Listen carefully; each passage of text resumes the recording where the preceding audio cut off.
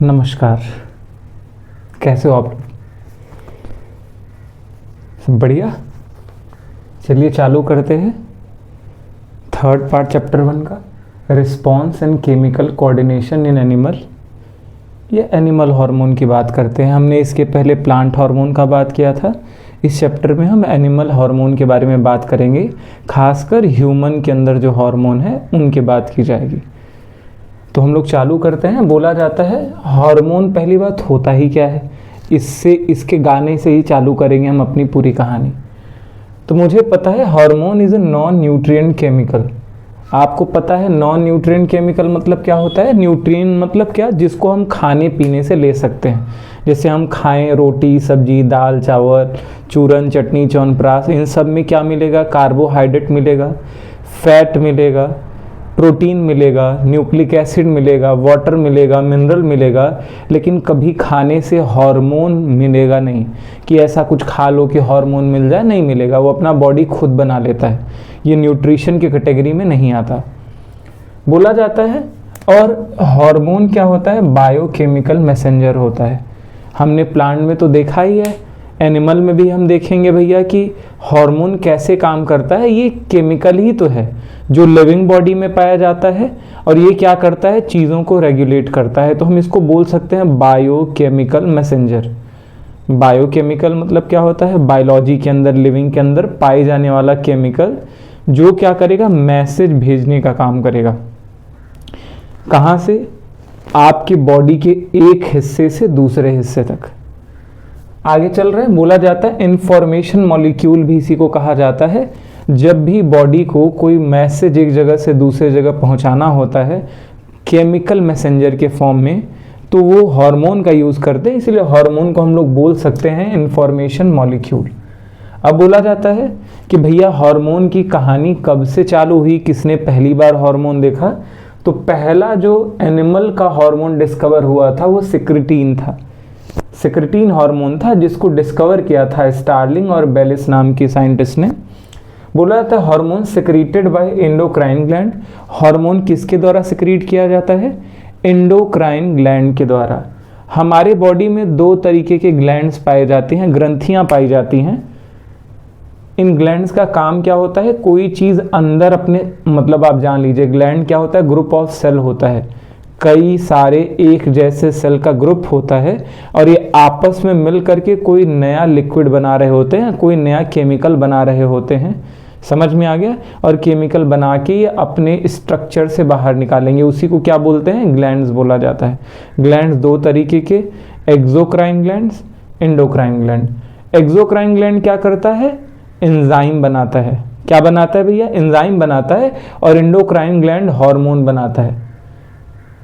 जितने भी exocrine gland होते हैं सब डक्ट वाले होते हैं। डक्ट मतलब उसमें पाइप लगा होगा। जैसे आप जानते हो हार्मोन जो होते हैं वो डायरेक्ट ब्लड में मिला दिया जाए, यानी एक्सोक्राइन ग्लैंड हमेशा डक्ट वाला होता है। क्लियर बात समझ लीजिए। डक्ट मतलब क्या होता है? पाइप के द्वारा। ठीक है, जैसे आप जानते हो कुछ एंजाइम का नाम ले, जैसे कि जान लीजिए डाइजेस्टिव एंजाइम है, जैसे ट्रिप्सिन हो गया, काइमोट्रिप्सिन हो गया, कार्बोक्सी पेप्टिडेजेस हो गए। ये सब एंजाइम है यार जो कार्बोहाइड्रेट को पचा सकते हैं। ऐसे प्रोटीन पचाने वाली एंजाइम है। अब एक चीज़ बताओ, प्रोटीन बनाने वाली एंजाइम ऐसे खून में डायरेक्ट डाल दिया जाए तो हमारा बॉडी का मैक्सिमम हिस्सा प्रोटीन का बना है, वो डाइजेस्ट हो जाएगा, हमारे शरीर को ही डाइजेस्ट कर देगा। इसीलिए जितने भी एक्सोक्राइन ग्लैंड होते हैं उनके पास अपना डक्ट होता है, पाइप होता है यार। जहाँ पहुँचाना होता है वो ब्लड में घोल करके नहीं पहुँचाते, पाइप के द्वारा पहुँचा देते हैं। अपना स्पेशल पाइप लगा लेंगे। जबकि एंडोक्राइन ग्लैंड डक्टलेस होते हैं। ये जहाँ बनते हैं वहाँ से जहाँ पे पहुँचना है, कैसे पहुँचते हैं? डायरेक्ट खून में घुल जाते हैं वो केमिकल, और खून जहाँ जहाँ बह करके जाएगा वहाँ वहाँ ये जाएंगे। समझ में आ रहा है? तो इनके अंदर कोई डक्ट नहीं होता। आगे बोला जाता है carried out by the fluid. जानते हो? अब बोलोगे जब इनके पास अपना डक्ट नहीं एंडोक्राइन ग्लैंड के पास, तो ये कैसे एक जगह से दूसरे जगह जा रहे हैं? तो जा रहे हैं फ्लूइड की मदद से, जो हमारे ह्यूमन में तो ब्लड ही होता है। ब्लड में घुल जाते हैं और वहाँ से टारगेटेड ऑर्गन तक पहुँचा दिए जाते हैं। They regulate the metabolic process by influencing the metabolic activity. अब आप जानते हो मेटाबॉलिक प्रोसेस को ये क्या करेंगे, कंट्रोल करेंगे, कैसे इन्फ्लुएंस करेंगे, प्रभावित करेंगे मेटाबॉलिक एक्टिविटी को। आप जानते हो हमारा बॉडी, आप तो लगेगा कि मैं लिविंग हूँ, लिविंग मतलब मैं सिंपल बात बोलता हूँ, केमिकल का पूरा एक हीप है, एक इकट्ठा हुआ हजारों केमिकल रिएक्शन हमारे बॉडी में चल रहे हैं। मैं तो बोलता हूँ केमिकल रिएक्शन का ढेर ही लिविंग कहा जाता है, और ये सारे केमिकल रिएक्शन एक दूसरे से बहुत हद तक जुड़े हुए हैं। तो हमारे बॉडी में कुल मिला के दो ही तरीके के रिएक्शन होते हैं केमिकल, एक कैटाबॉलिक जिसमें कोई बड़ा मॉलिक्यूल टूट करके छोटा छोटा मॉलिक्यूल बना रहा है, और एक एनाबॉलिक छोटा छोटा मॉलिक्यूल जुड़ करके बड़ा मॉलिक्यूल बना रहा है। और चाहे हमारे बॉडी में एनाबॉलिक प्रोसेस हो चाहे कैटाबॉलिक प्रोसेस हो, इन दोनों को एक साथ बोल सकते हैं मेटाबॉलिक प्रोसेस।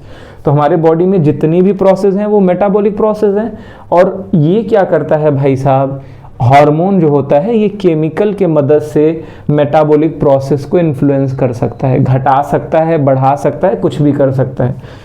और endocrine organ combine to form endocrine system. अब आप जानते हो हमारे बॉडी में, आप एक चीज जानिए, group of similar cell is known as tissue. एक जैसे सेल के ग्रुप को टिश्यू बोलते हैं, एक जैसे टिश्यू के ग्रुप को क्या बोलते हैं, ऑर्गन, और एक जैसे ऑर्गन के ग्रुप को क्या बोलते हैं, ऑर्गन सिस्टम।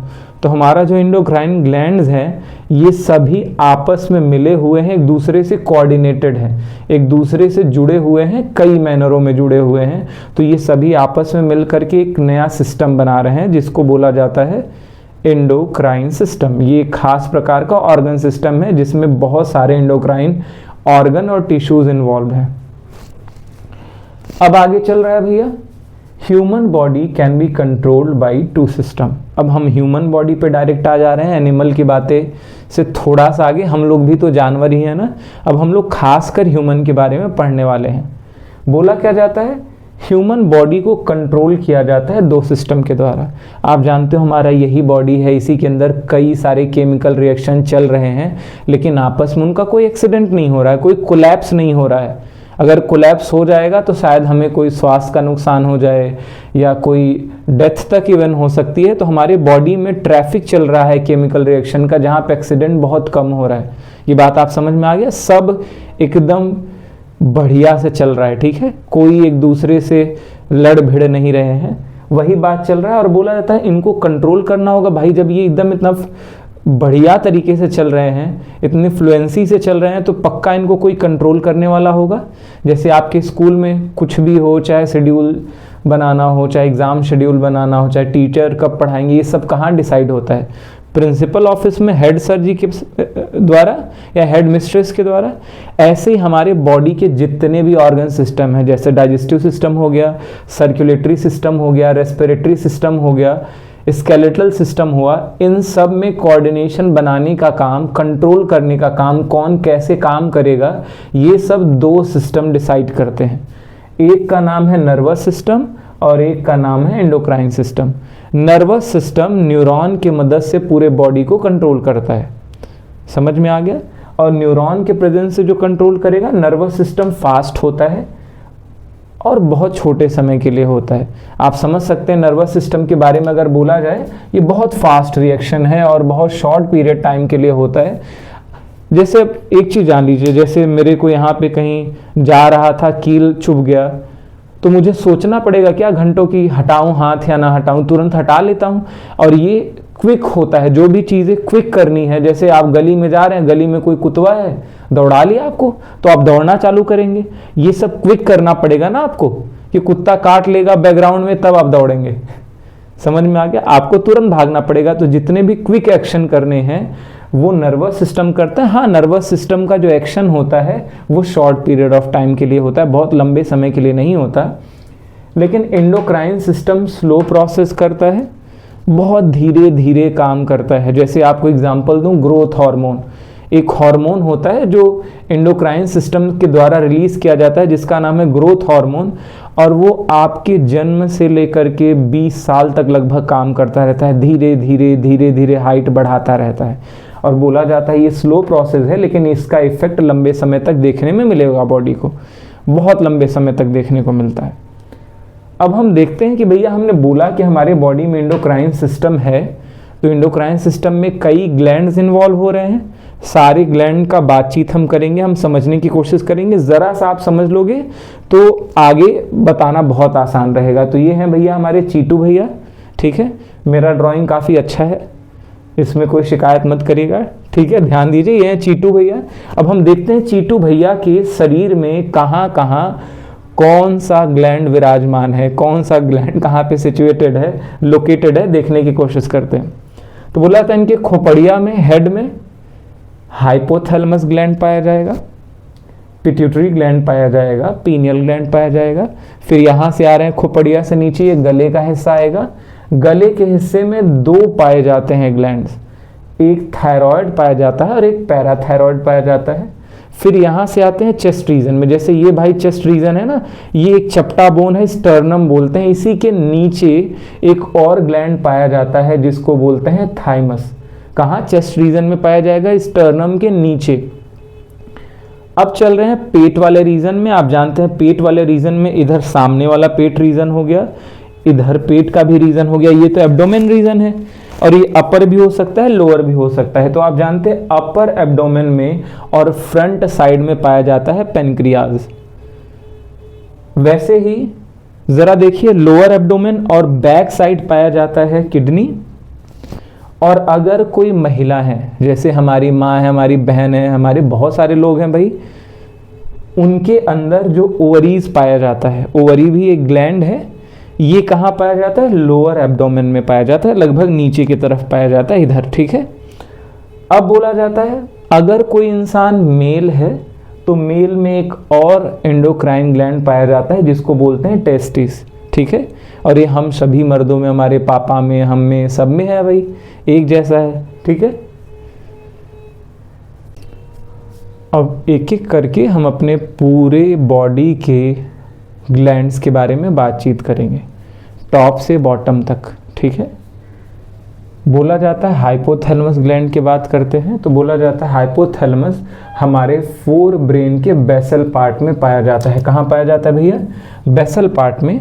अब ज़रा समझिए, ये रहा हमारा खोपड़िया, इसको बोलते हैं ब्रेन। ब्रेन के तीन हिस्से होते हैं, सामने वाले ब्रेन को फोर ब्रेन बोलते हैं, पिछवाड़े वाले ब्रेन को क्या बोलते हैं? हाइंड ब्रेन बोलते हैं। और जहाँ फोर ब्रेन और हाइंड ब्रेन मिलते हैं उन्हीं के बीच में एक छोटा स्ट्रक्चर पाया जाता है जिसको बोलते हैं मिड ब्रेन। तो हमारा हाइपोथैलेमस फोर ब्रेन के बेसल पार्ट पे, यानी जहाँ पे हमारा फोर ब्रेन का खोपड़िया खत्म हो रहा होगा उसी के फ्लोर पे पाया जाता है हाइपोथैलेमस ग्लैंड, ठीक है। और बोला जाता है ये पिट्यूटरी ग्लैंड से डायरेक्टली जुड़ा होता है, कनेक्टेड होता है एक डंडे जैसे स्ट्रक्चर, एक सींक जैसे स्ट्रक्चर के द्वारा, एक स्टाक के द्वारा, जिसका नाम है इन्फंडिबुलम, या इसी को प्रेम से हम लोग क्या बोलते हैं? पिट्यूटरी स्टॉक, ठीक है। अब बोला जाता है hypothalamus is known as master of master gland. ये बात ज़रा देखिए, आप जान लीजिए कि हमारे बॉडी में जितने ग्लैंड्स हमने पढ़े हैं सभी ग्लैंड्स को कंट्रोल करता है हमारा पिट्यूटरी ग्लैंड। कैसे कंट्रोल करेगा? ग्लैंड जानते हो मुंह से चिल्ला चिल्ला के तो बात नहीं करते, सारा बातचीत किसके द्वारा होता है? केमिकल के द्वारा, हार्मोन के द्वारा। तो ये जो पिट्यूटरी ग्लैंड है, ये जितने भी बॉडी में और ग्लैंड पाए जाते हैं सबके सिक्रीशन को बढ़ा भी सकता है और घटा भी सकता है, लेकिन इनके हार्मोन को भी हाइपोथैलेमस ग्लैंड बढ़ा या घटा सकता है। ये पूरे बॉडी के ग्लैंड्स को कंट्रोल कर रहे हैं, इसीलिए इनको मास्टर ग्लैंड बोला जाता है, पिट्यूटरी ग्लैंड को। और पिट्यूटरी ग्लैंड के भी हार्मोन को कौन कंट्रोल करता है? हाइपोथैलेमस। इसीलिए हाइपोथैलेमस को मास्टर ऑफ मास्टर ग्लैंड बोला जाता है। ये गुरु जी हैं तो ये महागुरु जी हैं, ठीक है। पूरा हार्मोन सिस्टम पिट्यूटरी ग्लैंड की उंगलियों पे नाच रहा है, लेकिन पिट्यूटरी ग्लैंड किसकी उंगलियों पे नाच रहा है? हाइपोथैलेमस की उंगलियों पे नाच रहा है। और देखते हैं किस तरीके से हाइपोथैलेमस इनको नचाता है। तो बोला जाता है इनको मास्टर ऑफ मास्टर ग्लैंड बोलते हैं, महामास्टर ग्लैंड बोलते हैं, क्योंकि ये कंट्रोल करते हैं एंटीरियर पिट्यूटरी को। तो ज़रा देखिए, पिट्यूटरी ग्लैंड अभी हम पढ़ने वाले हैं, लेकिन जान लीजिए पिट्यूटरी ग्लैंड के दो हिस्से होते हैं, एक एंटीरियर, एक पोस्टीरियर। आगे की तरफ जो होता है उसको एंटीरियर बोलते हैं और पीछे की तरफ जो होता है उसको क्या बोलते हैं, पोस्टीरियर। ठीक है, तो बोला जाता है ये एंटीरियर पिट्यूटरी को कंट्रोल करेंगे दो तरीके के हार्मोन रिलीज करके, एक को बोलते हैं रिलीजिंग फैक्टर और एक को बोलते हैं इनहिबिटिंग फैक्टर।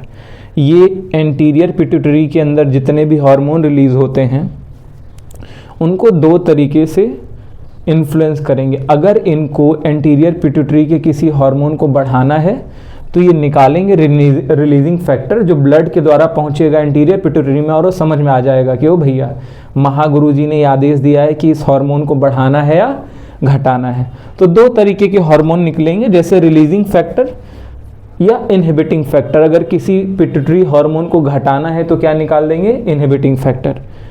और इसका एग्जाम्पल है GHRH, growth hormone releasing hormone. एक ऐसा हार्मोन जो ग्रोथ हार्मोन को रिलीज कराने के लिए बोले पिट्यूटरी ग्लैंड को, पिट्यूटरी ग्लैंड भैया एक हार्मोन बनाता है ग्रोथ हार्मोन। ग्रोथ हार्मोन से हमारी लंबाई बढ़ती है, तो अगर हाइपोथैलेमस की इच्छा है कि ग्रोथ हार्मोन पिट्यूटरी ज़्यादा बनाए तो बनाएगा GHRH और ये प्रोमोट करेगा, रिलीज कराएगा ग्रोथ हार्मोन को। जबकि इनहिबिटिंग फैक्टर जैसे ग्रोथ हार्मोन इनहिबिटिंग हार्मोन हो गया, तो ये अगर रिलीज ज़्यादा होगा हाइपोथैलेमस के द्वारा और हमारे एंटीरियर पिट्यूटरी के पास पहुंचेगा तो एंटीरियर पिट्यूटरी अपने आप ग्रोथ हार्मोन का रिलीज क्या कर देगा, कम कर देगा, प्रोडक्शन कम कर देगा। अब बोला जाता है यही भर नहीं, एंटीरियर पिट्यूटरी को तो भैया हार्मोन भेज करके कंट्रोल कर रहे हैं कि भैया ये हार्मोन घटाओ, ये हार्मोन बढ़ाओ, और पोस्टीरियर पिट्यूटरी में तो ये अपना खुद का हार्मोन स्टोर कर देते हैं टेम्पोरली। इनके पास अपना कोई खाली जगह है नहीं, तो ये अपना सारा हार्मोन पोस्टीरियर पिट्यूटरी में डाल देंगे। दो हार्मोन होते हैं जो पोस्टीरियर पिट्यूटरी में ये डाल देते हैं, एक का नाम है ADH, एंटी डायूरेटिक हार्मोन। आपको ये फुल फॉर्म याद रखना पड़ेगा क्योंकि ये पहले से ही हम लोग एक्सेप्टेड चीज़ है भाई। ऐसा भी लिख कर के आ जाए तो आप बोलोगे नहीं कि फुल फॉर्म क्यों नहीं दिया है, ये साइंस में एक्सेप्टेड फुल फॉर्म है, तो आपको याद होना चाहिए। ADH मतलब क्या होता है, एंटी डायूरेटिक हार्मोन। ये बनता है कहाँ भैया, हाइपोथैलेमस में, लेकिन स्टोर कहाँ होता है, कुछ समय के लिए पोस्टीरियर पिट्यूटरी में। वैसे एक और हार्मोन होता है जिसको बोलते हैं ऑक्सीटोसिन, ये भी बनता है हाइपोथैलेमस में लेकिन टेम्पोरली स्टोर होता है पोस्टीरियर पिट्यूटरी में। बात समझ आ गया। अब हम आते हैं पिट्यूटरी ग्लैंड के बारे में। पिट्यूटरी ग्लैंड का एक और नाम हुआ करत है भैया जिसका नाम है हाइपोफाइसिस।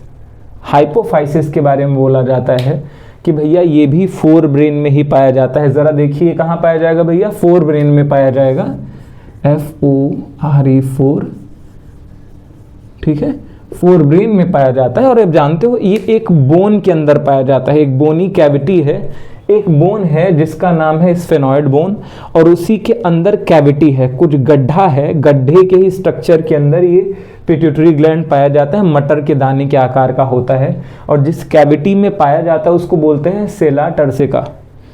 समझ आ रहा है। और आप तो जानते हो ये हमारे हाइपोथैलेमस से जुड़ा होता है डायरेक्टली, किसके द्वारा, इन्फंडिबुलम के द्वारा, या आप बोल सकते हो पिट्यूटरी स्टॉक के द्वारा। ये पी शेप का ग्लैंड है और इसके दो पार्ट होते हैं, एक एंटीरियर पिट्यूटरी जिसको हम एडिनो हाइपोफाइसिस बोलते हैं, और एक पोस्टीरियर पिट्यूटरी जिसको हम न्यूरो हाइपोफाइसिस बोलते हैं। अब हम लोग देख रहे हैं एंटीरियर पिट्यूटरी के बारे में कि एंटीरियर पिट्यूटरी यानी एडिनो हाइपोफिसिस, इसके दो हिस्से होते हैं। पहले को बोला जाता है पास ट्यूबरोलिस और दूसरा को बोला जाता है पास डिस्टैलिस। ठीक है, पहला पास ट्यूबरलिस और दूसरा पास डिस्टैलिस, और इनके पास अलग अलग क्वालिटी की सेल्स होती हैं जो बहुत सारे हार्मोन रिलीज करते हैं। और आप जानते हो यही हार्मोन पूरे बॉडी के ग्लैंड सिस्टम को कंट्रोल करेंगे, इसीलिए तो पिट्यूटरी ग्लैंड को क्या बोला जाता है, मास्टर ग्लैंड। तो ज़रा देखते हैं कि कितने हार्मोन हमारा एंटीरियर पिट्यूटरी बनाएगा और जिसकी मदद से पूरे बॉडी के ग्लैंड सिस्टम को कंट्रोल करेगा। और ये आपको याद होना चाहिए, बहुत ज़रूरी होता है।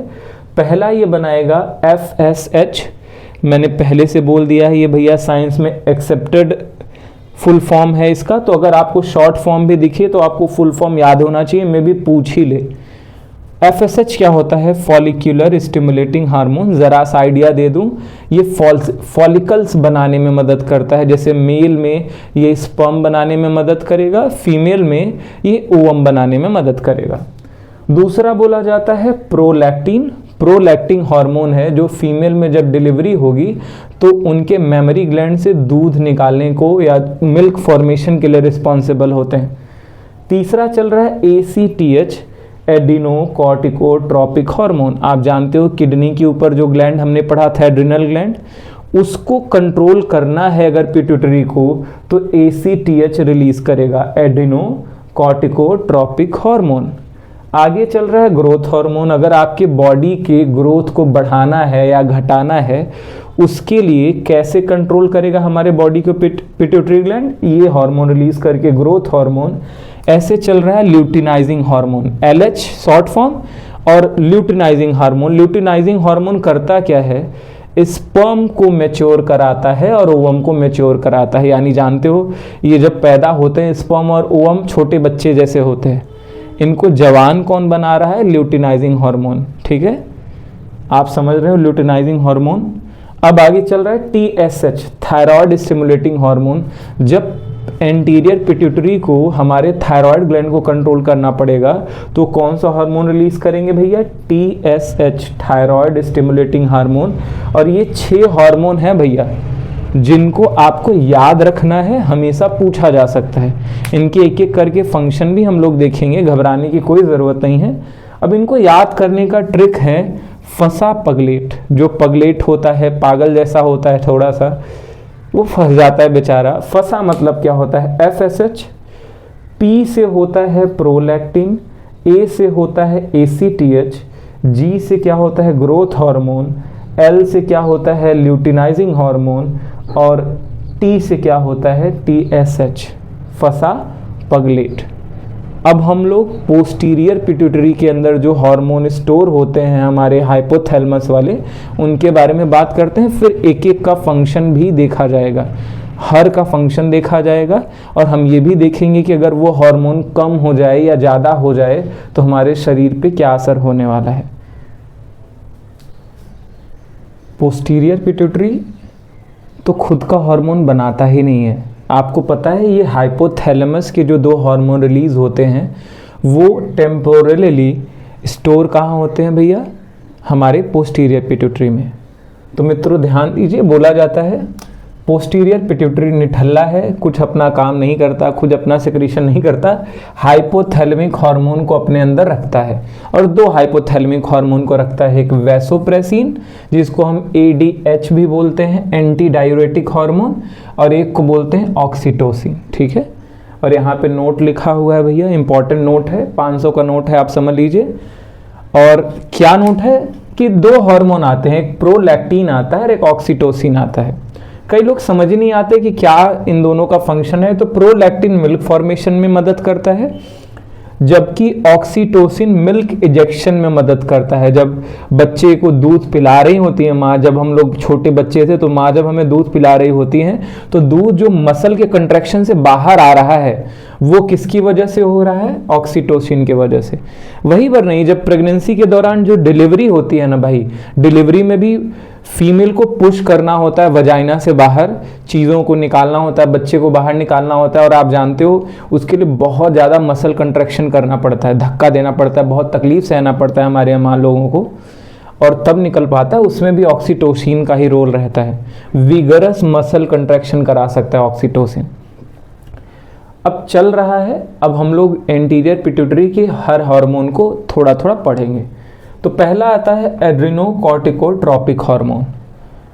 ये खुद चीज चिल्ला चिल्ला के बोल रहा है कि मैं एड्रिनल ग्लैंड के कॉर्टिकल पार्ट पे काम करूंगा।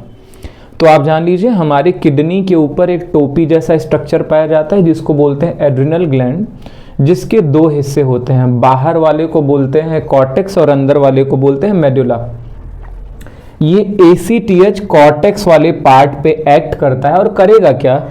कॉर्टेक्स वाले पार्ट का ग्रोथ कराएगा, एड्रिनल कॉर्टेक्स का, और उसके हार्मोन के सिक्रीशन को भी क्या करेगा? इन्फ्लुएंस करेगा, बढ़ाने की कोशिश करेगा। दूसरा चल रहा है ग्रोथ हार्मोन, ग्रोथ हार्मोन क्या करता है, हमारा विकास करता है, और ग्रोथ हार्मोन को हम सोमैटोट्रोपिन भी बोलते हैं। देखो रीजन से जानो, सोमैटिक सेल ऐसे सेल होते हैं जो रिप्रोडक्शन में पार्टिसिपेट नहीं करते। हमारे बॉडी में दो तरीके के सेल होते हैं, एक सोमैटिक और एक जनरेटिव। जनरेटिव सेल बच्चा पैदा करते हैं और ये हैप्लॉइड स्टेट में पाए जाते हैं। भाई हम लोग के अंदर जैसे स्पर्म है, ओवम है, जिसके अंदर कैपेसिटी है बच्चा पैदा करने का, ठीक है, उनको बोलते हैं जर्मिनल सेल, ठीक है, और इनको बोलते हैं सोमैटिक सेल, उनको बोलते हैं जनरेटिव सेल, इनको बोलते हैं सोमैटिक सेल। सोमैटिक सेल हमारे बॉडी का ही विकास कराएंगे, इनसे नया बच्चा पैदा नहीं हो सकता। जैसे मैं हूँ तो मेरे बॉडी का पूरा विकास जो हो रहा है ये सोमैटिक सेल है, ठीक है, इनके अंदर माइटोसिस पाया जाता है, इसीलिए सोमैटोस्टेसिन यानी जो सोमैटिक सेल के ग्रोथ को बढ़ा दे उसी को बोलते हैं सोमैटोस्टेसिन या सोमैटोट्रोपिन हार्मोन। इनका काम क्या, आप बताओ, हमारे बॉडी का ग्रोथ कराना है तो हड्डियां भी लंबी करनी पड़ेंगी, मसल भी लंबा करना पड़ेगा, स्ट्रॉन्ग करना पड़ेगा, और साथ साथ हमारे अंदर एनर्जी भी बढ़ाना पड़ेगा, यानी रेस्पिरेशन के रेट को बढ़ाना पड़ेगा। वही देख रहे हैं कि इसके असर देखने को मिलते हैं, ये बोन के ग्रोथ को बढ़ा देता है, ये मांसपेशियों के ग्रोथ को बढ़ा देता है, और ये मेटाबॉलिज्म बढ़ा देता है। और मेटाबॉलिज्म में भी क्या करता है भैया, एनाबॉलिज्म बढ़ा देता है, यानी हमारे बॉडी में छोटे छोटे मॉलिक्यूल जुड़ जुड़ करके नए नए बड़े बड़े मॉलिक्यूल ज़्यादा बनेंगे, विथ रिस्पेक्ट टू जो मॉलिक्यूल टूट रहे हैं वो कम टूटेंगे, ठीक है। तो एनाबॉलिक प्रोसेस होता है हमारा ग्रोथ। अब यहाँ पे हम देखते हैं अगर ग्रोथ हार्मोन की कमी हो जाए किसी इंसान के अंदर तो क्या असर पड़ने वाला है। आप जानिए, कभी भी बायोलॉजी में हाइपो मतलब क्या होता है, लेस, और हाइपर मतलब क्या होता है, ज़्यादा। तो बोला था हाइपो सिक्रीशन अगर ग्रोथ हार्मोन का हो जाता है तो क्या हो जाता है, ड्वार्फिज्म, छोटे हाइट के बच्चे पैदा होते हैं। जैसे अबू रोज़ेक आपने देखा है क्या, कई टीवी सीरियल वाले हैं, ये जो छोटे मियाँ आता है टीवीएफ पे, ये सभी ऐसे ही हैं, ठीक है, ये सभी लोग डॉर्फ हैं, यूजुअल से थोड़े छोटे हैं। अब बोला जाता है अगर जवानी के दौरान हाइपर सिक्रीशन हो गया और बचपन में हाइपर सिक्रीशन हो गया तो देखते हैं क्या, ग्रोथ हार्मोन का ज़्यादा सिक्रीशन हो जाना को क्या बोलते हैं, हाइपर सिक्रीशन। अगर बचपन में हाइपर सिक्रीशन हो गया तो जाइगेंटिज्म हो जाएगा, बच्चा खूब लंबा चौड़ा हो जाएगा, गला उसका भैं भैं करके बजेगा, जैसे खली है, बहुत लोग होते हैं 7-7, 8-8 फीट के हो जाते हैं खजूर की तरह, ठीक है, ये बात समझ में आ गया। उनके अंदर दैत्याकार जैसा कुछ आ जाता है, बॉडी की मार्फोलॉजी देन द यूजुअल ज़्यादा हो जाती है। और बोला था अगर जवानी में आपके अंदर ग्रोथ हार्मोन ज़्यादा हो गया तो एक्रोमेगली हो जाएगा। एक्रोमेगली मतलब समझिए आपका बॉडी डिमॉर्फ हो जाए, आपका एक हाथ बहुत बड़ा हो जाए, आपका एक पैर बहुत बड़ा हो जाए, ऐसा कुछ डिमॉर्फिज्म आ जाए, मतलब एक जैसा मॉर्फोलॉजी ना रहे, सिमेट्रिकली ना रहे, कुछ तो चीज़ बढ़ी जाए, ठीक है। अब आते हैं थर्ड हार्मोन के बारे में। इन ये बातचीत कह रहा है भैया थायराइड स्टिमुलेटिंग हार्मोन, चिल्ला चिल्ला के कह रहा है मैं थायराइड ग्लैंड को स्टिमुलेट करूंगा, प्रोत्साहित करूंगा कि थायराइड हार्मोन निकाले, ठीक है, इसमें और क्या सोचना। तो बोला जाता है भैया ये मेंटेन करेगा थायराइड ग्लैंड को और उसके थायराइड हार्मोन के सिक्रीशन को भी स्टिमुलेट करेगा, प्रोत्साहित करेगा कि चलो भैया बढ़ो बढ़ो आगे निकलो। समझ में आ गया। अब चलते हैं गोनैडोट्रोपिक हार्मोन। गोनैड मतलब क्या होता है, मेल में जो सेक्स ऑर्गन है और फीमेल जो सेक्स ऑर्गन है उन्हीं को बोलते हैं गोनैड्स। मेल का सेक्स ऑर्गन होता है टेस्टिस और फीमेल का सेक्स ऑर्गन होता है ओवरी। इनके ऊपर जो हार्मोन काम कर रहे हैं उनको हम बोलते हैं गोनैडोट्रोपिन हार्मोन। और दो होते हैं FSH और LH, फॉलिक्यूलर स्टिमुलेटिंग हार्मोन और ल्यूटिनाइजिंग हार्मोन। पहले हम आते हैं फॉलिक्यूलर स्टिमुलेटिंग हार्मोन। फॉलिकल्स क्या होते हैं आप जान लीजिए। हमारे बॉडी में ये जो ओवम होता है या जो टेस्टिस होता है, इनके अंदर छोटे छोटे सेल का ग्रुप पाया जाता है जिनको फॉलिकल बोलते हैं और जिनके अंदर कैपेसिटी होती है स्पर्म या ओवम बनाने की, ठीक है। तो बोला जाता है फॉलिकुलर स्टिमुलेटिंग हार्मोन क्या करेंगे, ये फीमेल के बारे में बोला जाए, देखो फीमेल में ये क्या करते हैं, इमेच्योर फॉलिकल्स को, जो अभी फॉलिकल मैच्योर नहीं हुए हैं, उनको मैच्योर करने में ये मदद करता है। और मैच्योर फॉलिकल को बोलते हैं ग्राफियन फॉलिकल, यानी इमेच्योर छोटी बच्ची फॉलिकल को ये एडल्ट फॉलिकल बनाने में मदद करेगी। और साथ साथ फीमेल के अंदर एस्ट्रोजन हार्मोन बढ़ाएगी, इसको बोलते हैं फीमेल हार्मोन। इसी की वजह से फीमेल में फीमेल जैसा कैरेक्टर आता है। ये दोनों को ये इन्फ्लुएंस करेगा। आगे बोला जाता है अगर मेल की बात आ जाए, मेल में एफएसएच क्या करेगा, तो मेल में भी एफएसएच क्या करता है, फॉलिकल्स के ग्रोथ को बढ़ाता है। फॉलिकल का ग्रोथ बढ़ाएगा तो स्पर्म का फॉर्मेशन और ज़्यादा होगा, और फॉर्मेशन ऑफ स्पर्म को क्या बोलते हैं, स्पर्मेटोजेनेसिस। तो एफएसएच मेल में स्पर्मेटोजेनेसिस बढ़ा देता है। ऐसे फीमेल में भी आप बोल सकते हो कि ये ऊजेनेसिस को बढ़ा देता है, ओवम के फॉर्मेशन को इन्फ्लुएंस करता है, आप बोल सकते हो ऊजेनेसिस। ठीक है भाई। अब मित्रों नीचे आते हैं, ठीक है, ल्यूटिनाइजिंग हार्मोन के बारे में पढ़ते हैं। ल्यूटिनाइजिंग हार्मोन भी गोनैड पे ही काम करता है, टेस्टिस या ओवरी पे काम करेगा, और ये ग्राफियन फॉलिकल को रप्चर करा करके उसमें से ओएम निकालता है। ओएम नहीं, मैं बोलूँगा कॉर्पस लूटियम भी निकालता है। आप जानिए, फीमेल में चलता है मेंस्ट्रुअल साइकिल 28 दिन का। जब पहला दिन आता है तो एक इमेच्योर फॉलिकल ग्रो करना चालू होता है, उसका साइज बढ़ता चला जाता है, लगभग एलमंड के आकार का हो जाता है। फिर उसको 2 हिस्से में तोड़ना है। एक हिस्सा कहलाता है ओवम और दूसरा हिस्सा क्या कहलाता है, कॉर्पस ल्यूटियम।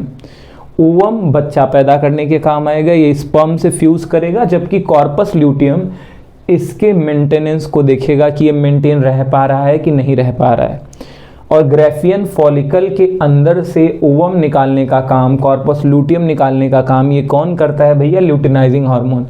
आप एक प्रकार से कह सकते हो लूटने वाला हार्मोन। ठीक है, लूट लिया ग्राफियन फॉलिकल में जो ओवम था उसका 2 टुकड़ा कर दिया, एक ओवम बन गया और एक कॉर्पस लूटियम बन गया, लूटने वाला हार्मोन है। ठीक है, और बोला जाता है ये कॉर्पस लूटियम को मेंटेन भी करता है। जी हाँ भैया, कॉर्पस लूटियम का होता है जब ग्राफियन फॉलिकल 14वें दिन टूटता है तो 2 पार्ट में टूटता है, एक ओवम और एक कॉर्पस लूटियम।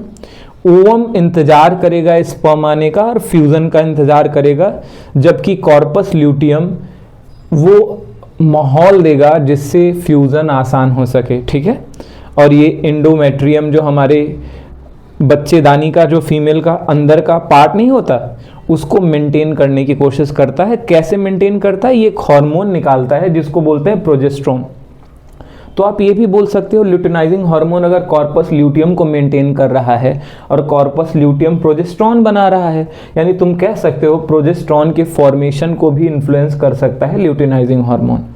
अब मेल में क्या करता है ल्यूटिनाइजिंग हार्मोन, टेस्टोस्टेरोन यानी मेल हार्मोन का ग्रोथ कराता है। आप जानते हो मेल के अंदर जो हार्मोन है उन्हीं को क्या बोलते हैं, टेस्टोस्टेरोन। उसी की वजह से मेल में मेल जैसा कैरेक्टरिस्टिक आता है। अब आ रहा है भैया प्रोलैक्टिन, हमारा एंटीरियर पिट्यूटरी का लॉस्ट हार्मोन जिसको बोलते हैं प्रोलैक्टिन। और प्रोलैक्टिन केवल फीमेल में एक्टिव होता है, मेल में कोई इसका काम नहीं है भैया। ठीक है, हम लोग बच गए, फीमेल हम लोग मतलब मेल लोग हमें लग रहा है घटिया लोग थे शुरू से। ठीक है, हम लोग तो हमें वो एक्टिविटी नहीं दी गई कि ये लोग बच्चे को मेंटेन नहीं कर पाएंगे, तो फीमेल को ये काम दे दिया गया। तो बोला क्या जाता है भैया, प्रोलैक्टिन केवल फीमेल में पाया जाता है और फीमेल के मेमोरी ग्लैंड को ग्रोथ कराएगा। ये तो बताने की ज़रूरत नहीं है, मेल में मेमोरी ग्लैंड होता नहीं है। अगर किसी के पास है तो इलाज कराना पड़ेगा, जिसको हम बोलते हैं गायनेकोमेस्टिया। ठीक है, इलाज करा लीजिए उसका। और ये मिल्क फॉर्मेशन में मदद करता है और साथ साथ कॉर्पस ल्यूटियम को ये भी मेंटेन करता है, क्योंकि जानते हो अगर प्रेगनेंसी हो गई, आप जानते हो कॉर्पस ल्यूटियम जो बना है, अगर प्रेगनेंसी नहीं हुई तो 28 दिन बाद ये टूट जाएगा। अगर प्रेगनेंसी हो गई तो कॉर्पस ल्यूटियम 9 महीने तक बना रहता है। 9 महीने के बाद इवन ये जब डिग्रेड होना चालू हो जाता है तो 6 से 8 महीने लगते हैं। इसीलिए बच्चा पैदा होने के 8 महीने बाद तक मिल्क फॉर्मेशन होता रहता है या उससे भी ज़्यादा समय तक।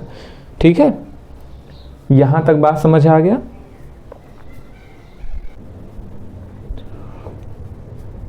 पोस्टीरियर पिट्यूटरी में 2 हार्मोन जो स्टोर होते हैं टेम्पोररी, बनाए तो जाते हैं हाइपोथैलेमस के द्वारा, जैसे ADH। अब इसका फंक्शन जान लीजिए, इसको बोलते हैं vasopressin. It increase the absorption of water from density of the nephron, increase BP, contraction of smooth muscle. तो बोला क्या जाता है भैया, आपके किडनी जो होते हैं, किडनी के अंदर का जो सेल होता है उसको बोलते हैं नेफ्रॉन, और नेफ्रॉन का एक हिस्सा होता है डीसीटी। ये एडीएच डीसीटी पे काम करता है और यूरिन में से पानी निकाल करके यूरिन को कंसंट्रेट कर देता है। जानते हो दिन भर में यूरिन के पहले का जो प्रोसेस है उसमें 180 लीटर फ्लूइड बनता है, फिल्ट्रेट जिसको बोलते हैं, और फिल्ट्रेट से मैक्सिमम पानी रिएब्जॉर्ब कर लिया जाता है, वरना बहुत बुरा हो जाता भैया। 180 लीटर पेशाब करने में सोचिए कितना बुरा बात हो जाता। पाइप लगा के घूमा करते हम लोग, कितना पानी पीना पड़ता। तो ये क्या कर देता है, पानी का रिएब्जॉर्प्शन करा देता है नेफ्रॉन से। दूसरा ये बीपी बढ़ा सकता है, और तीसरा स्मूथ मसल को ये कंट्रैक्ट करा सकता है। अगला चल रहा है ऑक्सीटोसिन। ऑक्सीटोसिन स्मूथ मसल का कंट्रैक्शन कराता है, ठीक है, कंट्रैक्शन करा देगा। तो ये किस में मदद करेगा, एक तो पार्चुरेशन ऑफ बेबी जिसको बोलते हैं डिलीवरी, ये फ्लिपकार्ट अमेजन वाली नहीं है भैया, ये बच्चे का माँ के पेट से बाहर आने को भी बोलते हैं डिलीवरी, या उसी को बोलते हैं पार्चुरेशन। पार्चुरेशन करते समय मसल का धक्का देना पड़ता है, स्मूथ मसल को विगरस कंट्रैक्शन करना पड़ता है, तभी बच्चा बाहर आता है। उसमें ऑक्सीटोसिन मदद करेगा, और मिल्क इजेक्शन में मदद करेगा, फॉर्मेशन में नहीं। मिल्क फॉर्मेशन में प्रोलैक्टिन मदद करता है, उसको मिल्क मेमोरी ग्लैंड से बाहर आने में कौन मदद करेगा, ऑक्सीटोसिन। अब हम आते हैं थायराइड ग्लैंड के बारे में। तो है भैया चिंगली भैया, ठीक है, चिंगली भैया का ये गला रहा, और गले में रहा ये विंड पाइप जिसको ट्रैकिया बोलते हैं, जिसके अंदर से सांस बाहर अंदर हो रही है, ये इनका ट्रैकिया है भैया। ये दिख रहा है क्या, और ट्रैकिया के दोनों तरफ जरा देखो, ये आधा पिज्जा जैसा कुछ स्ट्रक्चर दिख रहा है, क्या दिख रहा है क्या भाई, ये पूरी तरीके से कवर्ड होता है इधर और इधर, दो ऐसे लोब जैसा स्ट्रक्चर है, लोब्यूलर स्ट्रक्चर है, इसी को क्या बोलते हैं, थायराइड ग्लैंड।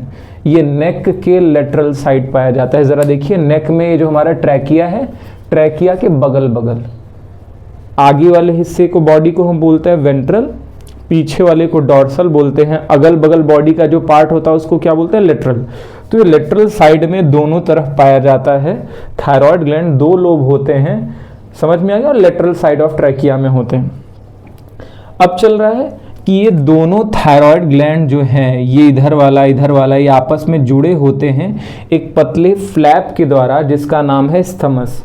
स्थमस एक मिडिल लोब है जो दोनों लेटरल लोब को आपस में जोड़ेगा, ठीक है। और ज़रा देखिए थायराइड ग्लैंड के ही अंदर कुछ खास तरीके के सेल पाए जाते हैं जो अलग ही तरीके का हार्मोन बनाते हैं, इनको क्या बोलते हैं, पैराथायराइड हार्मोन। 4 होते हैं parathyroid hormone, 4 lobe parathyroid hormone के होते हैं, और 2 लोब क्या होते हैं, थायराइड के। और दोनों लोब को आपस में जोड़ने वाला जो स्मॉल लोब होता है उसको क्या बोलते हैं, स्थमस। अब यहाँ पे हम लोग देख रहे हैं कि भैया हमारे बॉडी का सबसे बड़ा एंडोक्राइन ग्लैंड कौन है, थायराइड ग्लैंड है। बोला जाता है ये एक हार्मोन बनाएगा भैया, ग्लैंड है तो हार्मोन तो बनाएगा। इसके हार्मोन का क्या नाम है, थायरॉक्सिन। कई प्रकार के होते हैं, T3 होता है एंड T4 होता है। और आप जान लीजिए थायरॉक्सिन हार्मोन बनने के लिए आयोडीन ज़रूरी है, इसेंशियल मतलब जानते हो, इसके बिना थायराइड ग्लैंड काम नहीं करेगा, ठीक है। अब बोला जाता है इसका फंक्शन क्या होता है, तो फंक्शन आप ऐसे याद कर लीजिए, BMR आपने सुना होगा फिजिकल एजुकेशन में, बेसल मेटाबॉलिज्म रेट या बॉडी मेटाबॉलिक इंडेक्स, ऐसा कुछ बोला जाता है। BMR क्या होता है, बेसल मेटाबॉलिज्म रेट, ठीक है। बेसल मेटाबॉलिज्म रेट से याद कर लीजिए, क्योंकि यही बात हो जाएगा। देखो पिट्यूटरी ग्लैंड जो है ये इसके नीचे पूरे बॉडी को कंट्रोल कर रहा है, हाइपोथैलेमस उससे ज़रा आगे पाया जा रहा है, वो पिट्यूटरी को भी कंट्रोल कर रहा है। अब ज़रा देखो यहाँ पे थायराइड आ गए। अब थायराइड इसके नीचे हमारे ये जो सर है ना, सर के नीचे का पूरा हिस्सा, धड़ का हिस्सा कंट्रोल करेगा। कैसे कंट्रोल करेगा ज़रा देखिएगा, यही थायराइड ग्लैंड ब्लड फॉर्मेशन करता है, B फॉर ब्लड फॉर्मेशन और B for basal metabolic rate. अच्छा, मेटाबॉलिज्म अगर बढ़ाना है, एनर्जी प्रोडक्शन हमारे बॉडी में बढ़ाना है, तो क्या क्या करना पड़ेगा आपको पता है। जैसे आपको एनर्जी ज़्यादा चाहिए तो आपको खाना ज़्यादा रिक्वायर होगा, ज़्यादा खाना रिक्वायर होगा तो पक्का आपके डाइजेशन को बेहतर होना होगा, एब्जॉर्प्शन को बेहतर होना होगा, वही चीज़ें चल रही। और अच्छा एक चीज़ बताओ, एनर्जी ज़्यादा चाहिए तो रेस्पिरेशन ज़्यादा करना है तो ऑक्सीजन भी ज़्यादा चाहिए, ग्लूकोज का सप्लाई भी ज़्यादा चाहिए। और आप जानते हो रेस्पिरेशन केवल ग्लूकोज का होता है, अगर आपके बॉडी में प्रोटीन या फैट है, ज़रूरत पड़ेगी तो प्रोटीन और फैट को कन्वर्ट कर दिया जाएगा ग्लूकोज में, फिर किया जाएगा रेस्पायरेशन। तो ये बोला था बेसल मेटाबॉलिक रेट ये बढ़ा देता है। कैसे? ये रेस्पायरेशन बढ़ाएगा, और रेस्पायरेशन बढ़ाना मतलब ऑक्सीजन का अपटेक बढ़ा देना, ज़्यादा ऑक्सीजन यानी ब्रीदिंग रेट बढ़ा देना। उसके साथ साथ बोला जाता है ब्लड ग्लूकोज लेवल बढ़ा देगा। भैया रेस्पायरेशन करने के लिए दो चीज़ तो चाहिए, ऑक्सीजन और ब्लड ग्लूकोज चाहिए, तो उसकी मात्रा को ये बढ़ा सकता है। कैसे बढ़ा सकता है? एक तो ये ब्लड ग्लूकोज को बाहर निकाल सकता है एब्जॉर्प्शन के द्वारा डाइजेशन में। दूसरा, अगर प्रोटीन है बॉडी में, फैट है, उसको भी ये कन्वर्ट कर देगा ग्लूकोज में, यानी ग्लूकोज का कंसंट्रेशन बढ़ा रहा है तो प्रोटीन और लिपिड यानी फैट का कंसंट्रेशन क्या कर रहा है? घटा रहा है। और ज़्यादा अगर ज़रूरत पड़ गई तो एब्जॉर्प्शन ऑफ फूड भी बढ़ा देगा, क्योंकि वही फूड आएगा तभी तो ग्लूकोज मिलेगा। और अगर एब्जॉर्प्शन तो हो गया फूड का, अब इसको पहुंचाना है बहुत तेज़ी से, तो तेज़ी से पहुंचाने के लिए क्या करना पड़ेगा भैया? ब्लड सर्कुलेशन तेज करना पड़ेगा, और ब्लड सर्कुलेशन तेज करने के लिए हार्ट बीट भी क्या करना पड़ेगा? बढ़ाना पड़ेगा। ये सभी आपस में लिंक्ड हैं। अगर आपका रेस्पायरेशन ज़्यादा होगा तो ऑक्सीजन भी ज़्यादा होना चाहिए, रेस्पायरेशन होने के लिए ब्लड ग्लूकोज लेवल ज़्यादा होना चाहिए, और अगर ग्लूकोज नहीं है तो प्रोटीन और फैट तोड़ करके ग्लूकोज बना दिया जाएगा, यानी प्रोटीन फैट घटेगा। और साथ साथ और ज़्यादा फूड का डिमांड बढ़ रहा है तो एब्जॉर्प्शन ऑफ फूड बढ़ा दिया जाएगा, और उसको जल्दी जल्दी सप्लाई करना है तो हार्ट रेट बढ़ा दिया जाएगा। दूसरा, मेटामॉर्फोसिस टैडपोल में ये करा देता है। आप जानते हो मेढक के जो छोटे बच्चे होते हैं वो स्पर्म जैसे देखने में लिखते हैं, नाली में ऐसे ऐसे तैरते रहते हैं, उनके पास पूंछड़ी होता है, पूंछ होता है, ठीक है। जब ये पूंछ टूटेगा तभी ये लार्वा स्टेज से एडल्ट स्टेज आएंगे। जानते हो अक्सर एनिमल ऐसे होते हैं जो डायरेक्ट अपने पेरेंट्स के जैसे नहीं दिखते, वो कई स्टेजेस से गुजर करके तब पेरेंट्स की तरह दिखते। हम लोग की तरह नहीं होते कि बच्चा पैदा हुआ तो उसके पास भी माँ की तरह दो आंखें, दो हाथ, दो पैर, ऐसे सब कुछ है, नहीं, ऐसा नहीं होता। कीड़ों में और सब में इनडायरेक्ट डेवलपमेंट होते हैं। पहले बच्चा पैदा होता है तो एडल्ट मम्मी पापा जैसा नहीं होता, तो ऐसे फ्रॉग में भी होता है। टैडपोल जो लार्वा होता है फ्रॉग का, उससे एडल्ट बनाने यानी मेटामॉर्फोसिस करने में भी थायरॉक्सिन बहुत काम आता है। तीसरा बोला जाता है हीट प्रोडक्शन बढ़ रहा है, रेस्पायरेशन बढ़ेगा तो हीट प्रोडक्शन बढ़ेगा, यानी टेम्परेचर भी रेगुलेट किया जाएगा। यानी आप समझ सकते हो रेस्पायरेशन जितना ज़्यादा बढ़ेगा उतना ज़्यादा एनर्जी बनेगा, और एनर्जी हमारे बॉडी में करंट के फॉर्म में नहीं बनता, मैक्सिमम हीट के फॉर्म में बनता है। और हीट ज़्यादा बनेगा तो टेम्परेचर भी हमारा रेगुलेट करेगा, टेम्परेचर मेंटेन करने की कोशिश करेगा, ठीक है।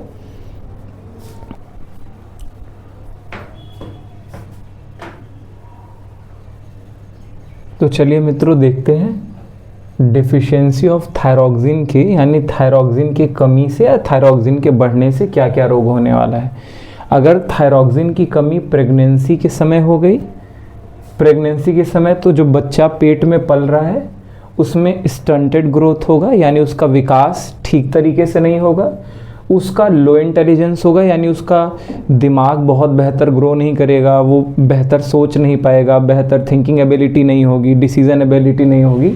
उसका स्किन पिगमेंटेशन भी एबनॉर्मल होगा, यानी हमारे जैसे नॉर्मल स्किन पिगमेंटेशन नहीं होगा, कुछ तो बदलेगा, ठीक है।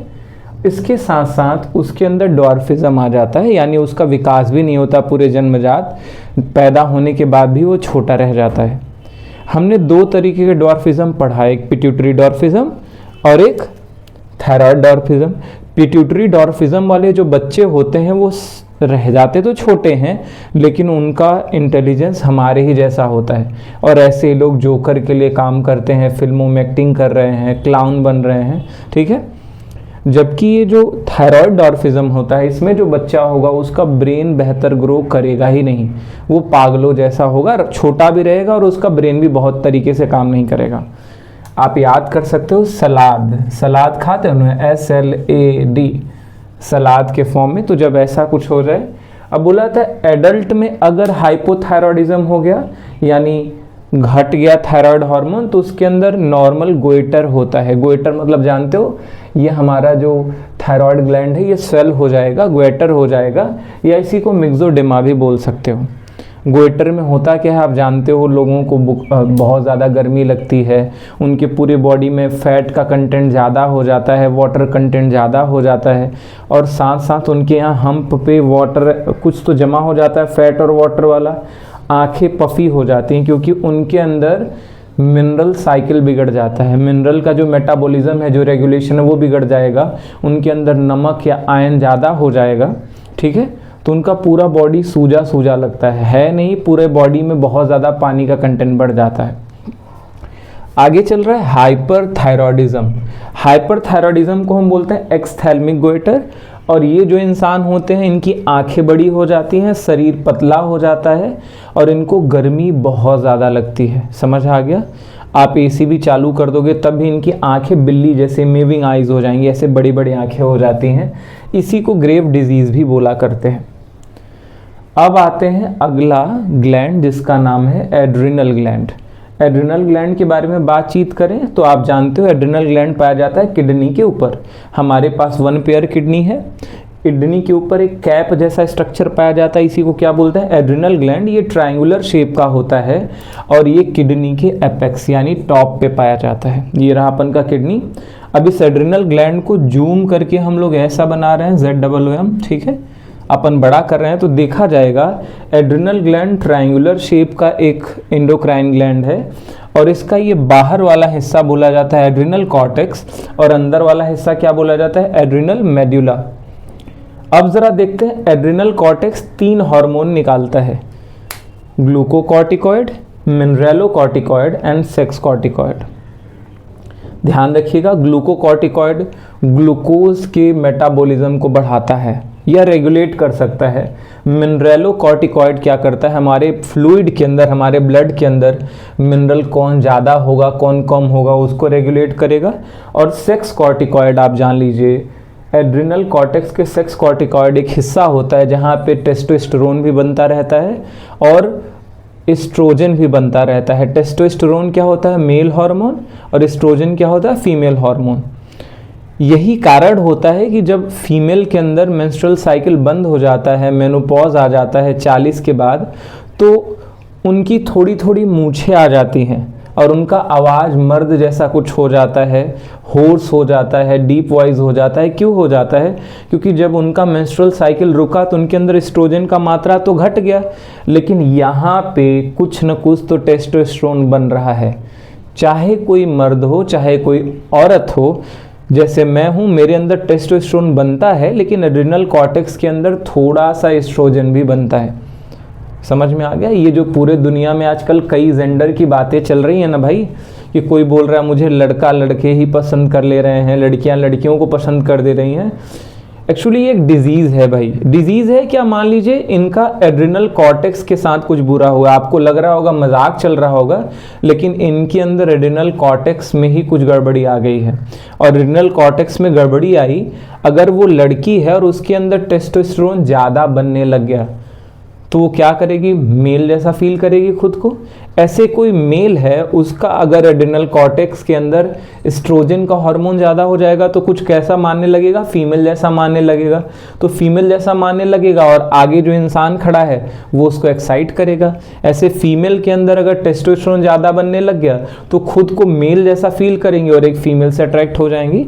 ये सभी चीज़ चलता रहता है, तो ये सब इन्हीं का लेना देना है भैया। अब आता है एड्रिनल मेड्यूला।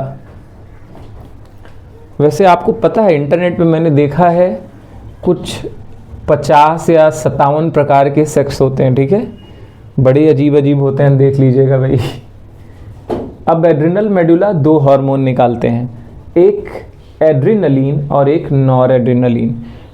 एड्रिनलिन क्या करता है? इमरजेंसी के समय काम करता है। नॉन एड्रिनलिन हमारे बॉडी को काम करता है, शांत करता है। अब एड्रिनलिन को हम इपिनेफ्रिन भी बोलते हैं और ये एक इमरजेंसी हार्मोन है, और ये FFF हार्मोन भी बोला जाता है क्योंकि ये तब रिलीज़ होता है जब फाइट हो, किसी से लड़ाई झगड़ा हो रहा हो, या कहीं डर की बात चल रही है, फ्राइट की बात चल रही है, या फ्लाइट पे आप टेक ओवर करते हो या लैंडिंग करते हो, तो ऐसा कुछ फील होता है। मुझे एग्जैक्ट नहीं पता क्योंकि मैं नहीं चढ़ा हूँ, लेकिन आप समझ सकते हो। तो बोला जाता है, एक चीज़ बताओ, जैसे आप समझ सकते हो कि आप किसी गली में जा रहे हो और आपको एक कुतवा भो भो करके दौड़ा लिया, तो आप जैसे नॉर्मल चलते हो वैसे चलोगे कि एकदम बेतहाशा भागोगे? बेतहाशा भागोगे भाई, तो आपको बेतहाशा भागने के लिए बेतहाशा एनर्जी भी चाहिए, मसल के अंदर भी पावर ज़्यादा चाहिए, रेस्पिरेशन का रेट ज़्यादा चाहिए, क्योंकि आपको इमरजेंसी है। इसीलिए बोला जाता है, और सतर्क भी होना पड़ेगा ना। वही बोला जा रहा है भैया कि एड्रेनलिन होता है तो ये हार्ट बीट बढ़ा देता है, हमारे ब्लड वेसल को क्या कर देता है? कंस्ट्रिक्ट कर देता है। यानी जानते हो जो ब्लड वेसल के अंदर का ये खोखला है ना, ये जो ल्यूमेन है इसको पतला कर देगा ताकि ब्लड फ्लो ज़्यादा तेज़ से होने लग जाए, यानी बीपी बढ़ा देगा। और साथ साथ ही हमारे कोरोनरी हार्ट, देखो सभी ब्लड वेसल को तो कंस्ट्रिक्ट कर दिया, लेकिन कोरोनरी जो वेसल्स होते हैं और जो स्केलेटल वेसल्स होते हैं, जो वेसल्स हमारे हार्ट के मसल को ब्लड देते हैं या जो स्केलेटल मसल को ब्लड देते हैं, उनको डायलेट कर दिया गया है ताकि जा करके वहाँ पे ब्लड टिके, थोड़ा देर रुके, स्पीड स्लो हो तो वो ऑक्सीजन निकालें और ऑक्सीजन की मदद से एनर्जी ज़्यादा पैदा करें ताकि हम लोग इनका ज़्यादा यूज़ कर सकें। फिर बोला जा रहा है भैया रेट ऑफ रेस्पिरेशन, जब आप दौड़ने लगते हो तो आपकी सांसें बढ़ ही जाती हैं, ये आपको पता ही है, क्योंकि ऑक्सीजन ज़्यादा सप्लाई होना चाहिए। अब बोला जाता है ब्लड ग्लूकोज लेवल बढ़ा देगा, क्योंकि ब्लड ग्लूकोज ज़्यादा होगा भाई, रेस्पिरेशन करोगे तभी एनर्जी आएगी, और रेस्पिरेशन के लिए ऑक्सीजन चाहिए और ग्लूकोज चाहिए, ये दोनों कहीं से तो लाना पड़ेगा। आगे बोला जाता है बॉडी टेम्परेचर बढ़ जाता है, जब आप दौड़ने लग जाते हो आप खुद देखो कि बॉडी टेम्परेचर बहुत बढ़ जाता है, क्योंकि जितना ज़्यादा एनर्जी फॉर्मेशन होगा, जितनी रेट से एनर्जी फॉर्मेशन होगा, टेम्परेचर उतना बढ़ सकता है। इस समय गला सूख जाता है, मुझे कोर्स में तो मैंने ये पढ़ा है 12th के एनसीईआरटी में, लेकिन आप में दिया गया है कि इस समय लार बनना ज़्यादा हो जाता है। मुझे जहाँ तक पता है यहाँ पे लार सूख जाने का प्रोसेस होना चाहिए, क्योंकि आपके बुक में ऐसा दिया गया है तो हम लोग पढ़ते हैं, क्योंकि आपका बुक जो है वही माना जाएगा आपके यहाँ।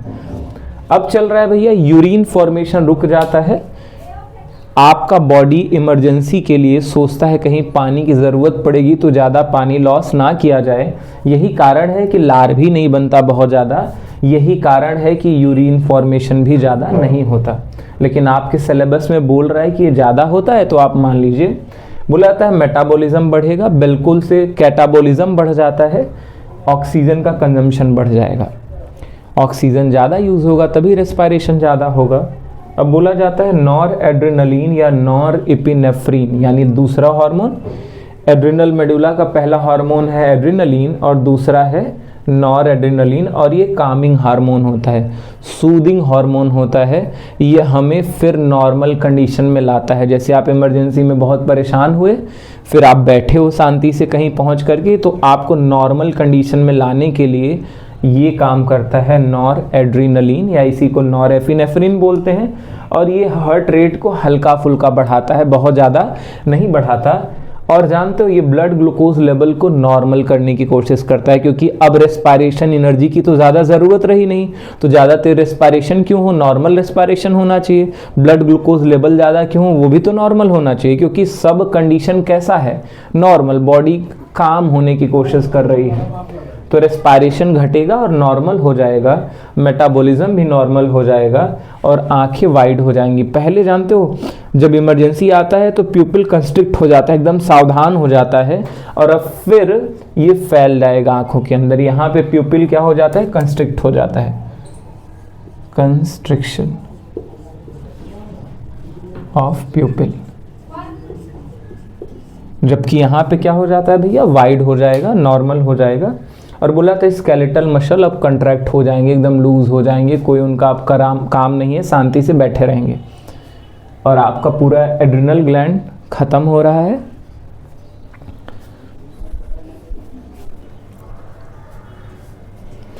तो मित्रों चलिए पढ़ाई करते हैं पेनक्रियास के बारे में, ठीक है। तो पेनक्रियास भैया एक मिक्स ग्लैंड है। मिक्स ग्लैंड मतलब जानते हो, या तो ग्लैंड अक्सर एक्सोक्राइन होते हैं या तो एंडोक्राइन होते हैं, कोई दोनों नहीं होता। या तो एक्सोक्राइन है तो हार्मोन एंजाइम्स बनाएगा, और अगर एंडोक्राइन ग्लैंड है तो हार्मोन बनाएगा।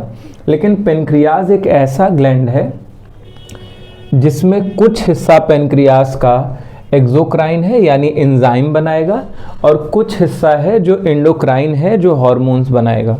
तो पेनक्रियास का 95% हिस्सा क्या होता है भैया, एक्सोक्राइन होता है, एंजाइम्स बनाता है और ये डाइजेस्टिव एंजाइम्स बनाते हैं। और 5% से थोड़ा सा कम पार्ट क्या होता है, एंडोक्राइन होता है। और आप जानते हो एंडोक्राइन ग्लैंड वाला जो हिस्सा होता है वो लगभग इधर टेल के पास होता है, इधर ज़्यादा होता है। और जो एंडोक्राइन पार्ट है वहाँ के जो सेल हैं उनको देखा जाता है तो बर्फ़ के सिल्ली जैसे दिखते हैं, ऐसे बर्फ़ आइसलेट इसीलिए बोला जाता है, छोटे छोटे बर्फ़ के टुकड़े जैसे दिखते हैं। और इनको पहली बार एक इंसान ने देखा था जिसका नाम था लैंगरहैंस, तो इनको बोला जाता है आइसलेट ऑफ लैंगरहैंस। और इनके अंदर 3 अलग अलग प्रकार की सेल देखी गई, अल्फा सेल देखा गया, बीटा सेल देखा गया, डेल्टा सेल देखा गया। बोला जाता है अल्फा सेल बनाता है ग्लूकागॉन और बीटा सेल बनाता है इंसुलिन, ठीक है। और आप जानते हो पेनक्रियाज एक लीफ जैसा स्ट्रक्चर दिखने वाला ऑर्गन है। अब देखते हैं इंसुलिन और ग्लूकागॉन का फंक्शन क्या होने वाला है। तो इंसुलिन के बारे में जानते हो, इंसुलिन हमारे ब्लड के ग्लूकोज लेवल को घटा देता है। आपको पता है एट अ टाइम हमारे पास ब्लड होता है 5 लीटर, और 5 लीटर ब्लड में लगभग 5 ग्राम ग्लूकोज होना चाहिए। हम हबड़ के खा लिया भी खाना, एब्जॉर्ब होगा वो पेट से, और कहाँ जाकर मिलेगा ग्लूकोज के हमारे ब्लड के अंदर मिलेगा। भाई डाइजेशन के बाद जो चीज़ एब्जॉर्प्शन होता है वो फाइनली मिक्स कहाँ होता है, ब्लड के अंदर मिक्स होता है। और ब्लड के अंदर ग्लूकोज का मात्रा बढ़ जाना बहुत अच्छा नहीं होता। तो ये क्या करेगा, ग्लूकोज अगर हमारे ब्लड में बढ़ा तो इंसुलिन क्या कर देता है, उसको ग्लाइकोजन में बदल देता है। जानते हो ग्लूकोज हमारा पानी में सोल्यूबल होता है। अगर आप चीनी किसी भीगे कपड़े में रख दोगे तो चीनी पूरे भीगे कपड़े के अंदर एब्जॉर्ब हो जाएगा। क्यों? क्योंकि ये घुल सकता है पानी में। जबकि अगर इसको इंसुलिन ग्लाइकोजन में बदल देगा, ग्लाइकोजन ये वाटर सोल्यूबल नहीं होता, और इसको ब्लड से निकाल करके किसी सेल के अंदर डाल देगा लंच बॉक्स की तरह। क्योंकि अब ये अगर खून निकल भी रहा है, फ्लो भी हो रहा है, तब भी सेल के अंदर से पिघल करके ग्लाइकोजन नहीं आने वाला, क्योंकि ग्लाइकोजन वाटर सोल्यूबल नहीं होता। और इसको इंसुलिन ग्लूकोज से ग्लाइकोजन में बदल करके क्या कर देता है, लीवर और मसल के सेल में स्टोर कर देता है। ये बात आप समझ पा रहे हो? आगे चल रहे हैं। ये इनहिबिट करता है ग्लूकोनियोजेनेसिस को। किसको इनहिबिट करेगा? ग्लूकोनियोजेनेसिस। जरा देखो, ग्लूको मतलब क्या होता है, ग्लूकोज, नियो मतलब नया ग्लूकोज, जेनेसिस मतलब फॉर्मेशन। यानी इंसुलिन ग्लूकोज, नए ग्लूकोज के बनने को क्या करेगा, इनहिबिट करेगा, रोकेगा। बिल्कुल भैया, ये तो कह ही रहा है कि जो ग्लूकोज बना है उसको भी किस में बदल दे रहा है, ग्लाइकोजन में। तो ये नया कैसे बनने देगा? तो नए ग्लूकोज के बनने को ये इनहिबिट करता है। और जानते हो ग्लूकोज से जब ग्लाइकोजन बना है, परमेबिलिटी बढ़ानी पड़ेगी ताकि इसको सेल में पहुंचाया जा सके। तो इंसुलिन ये भी करता है, लीवर सेल और फैट सेल और मसल सेल का ऊपर का जो सेल मेम्ब्रेन होता है, आप जानते हो किसी भी सेल का सेल मेम्ब्रेन सेमी परमेबल होता है, वो किसी खास चीज़ को ही अपने अंदर या बाहर जाने को अलाउ करता है। तो ये क्या करेगा इंसुलिन, उनकी परमेबिलिटी बढ़ा देगी ताकि ज़्यादा से ज़्यादा ग्लूकोज ब्लड से निकाल करके किसी सेल के अंदर डाल दिया जाए। ठीक है, आगे चल रहा है।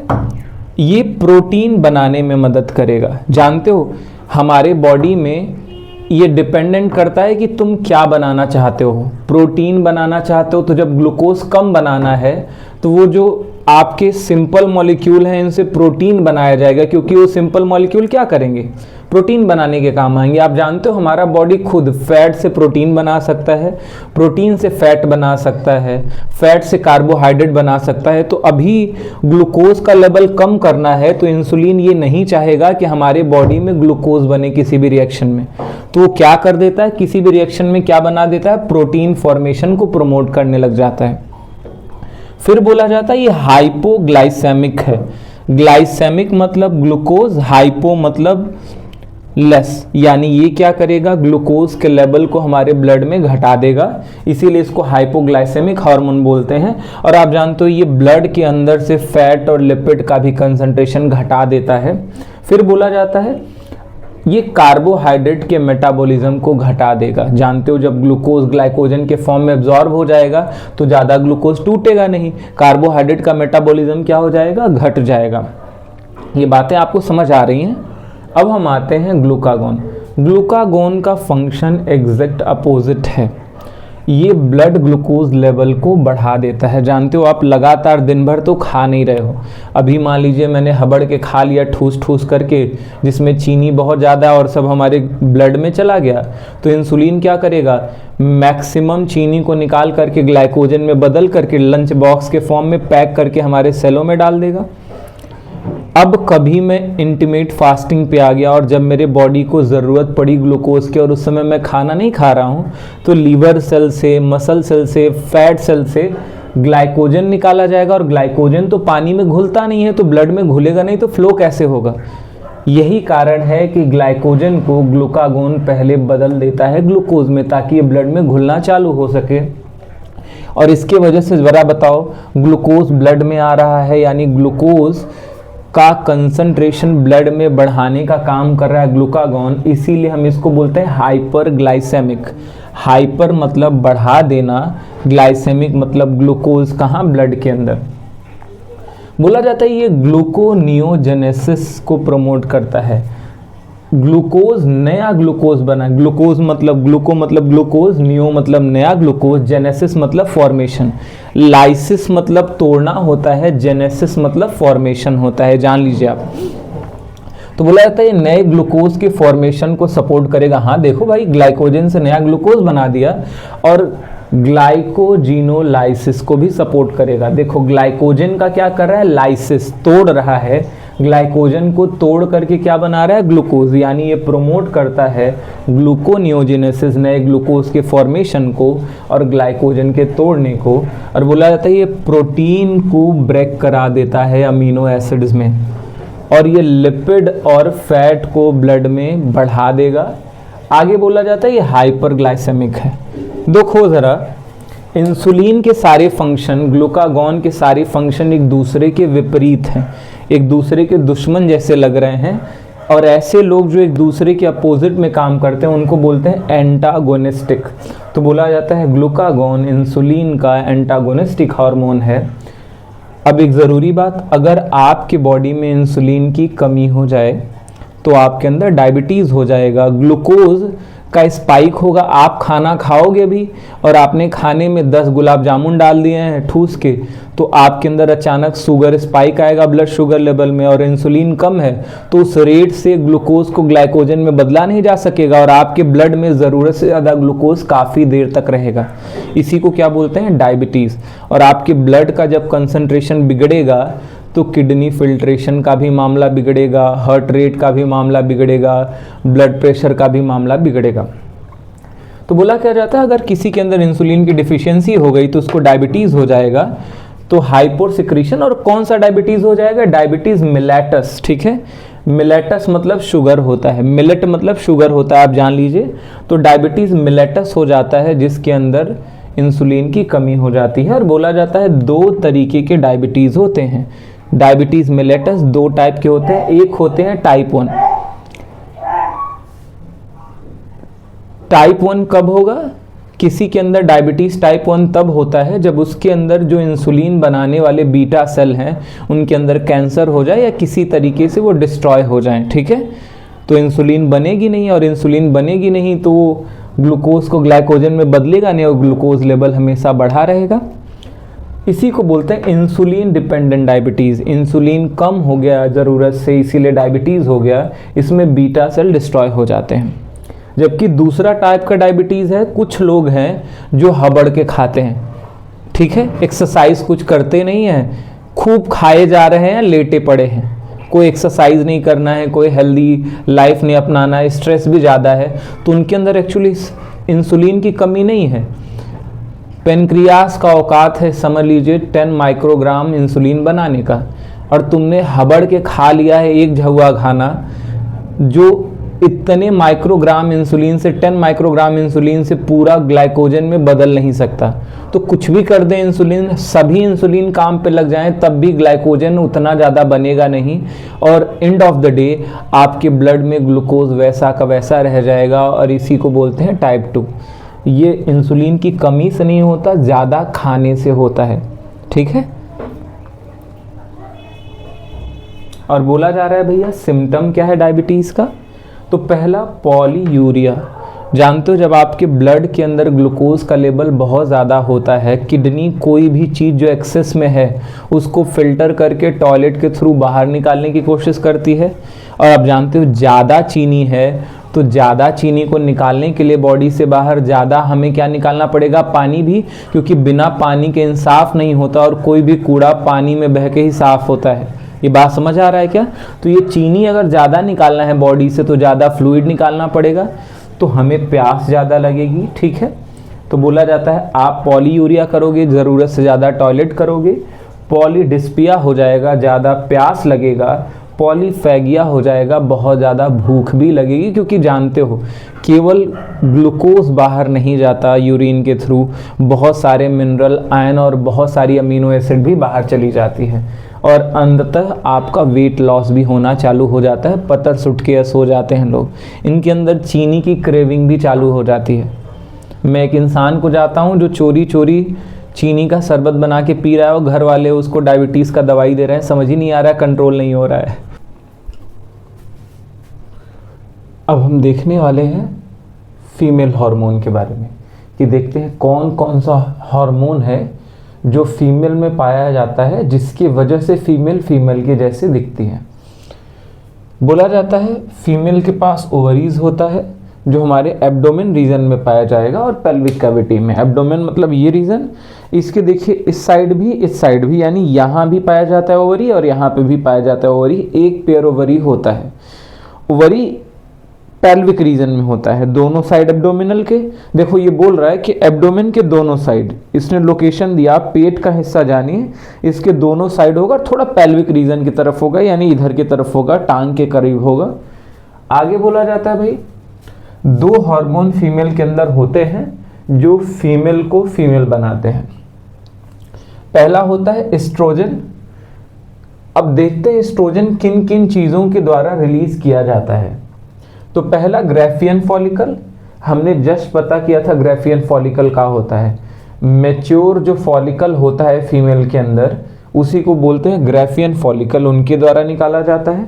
फिर एड्रिनल कॉर्टिकॉइड के द्वारा भी निकाला जाता है। हमने अभी पढ़ा था ना, एड्रिनल ग्लैंड का जो कॉर्टेक्स वाला हिस्सा होता है उससे ग्लूकोकॉर्टिकॉइड, मिनरलोकॉर्टिकॉइड और सेक्स कॉर्टिकॉइड निकलता है, उसमें ये भी निकलता है। सेक्स कॉर्टिकॉइड 3 होते हैं ना भैया, टेस्टोस्टेरोन, प्रोजेस्टेरोन और एस्ट्रोजन, तो वहाँ पे एस्ट्रोजन निकलता है। और एक बोला जाता है कोरियोनिक विलाई ऑफ प्लेसेंटा। जब बच्चा आ करके इम्प्लांट होता है हमारे बर्थ कैनल के अंदर, तो जानते हो क्या होता है, बच्चेदानी में जब वो फिक्स होता है तो माँ और बच्चे के बीच एक कनेक्शन बनता है ट्यूब का, जिसको बोलते हैं प्लेसेंटा।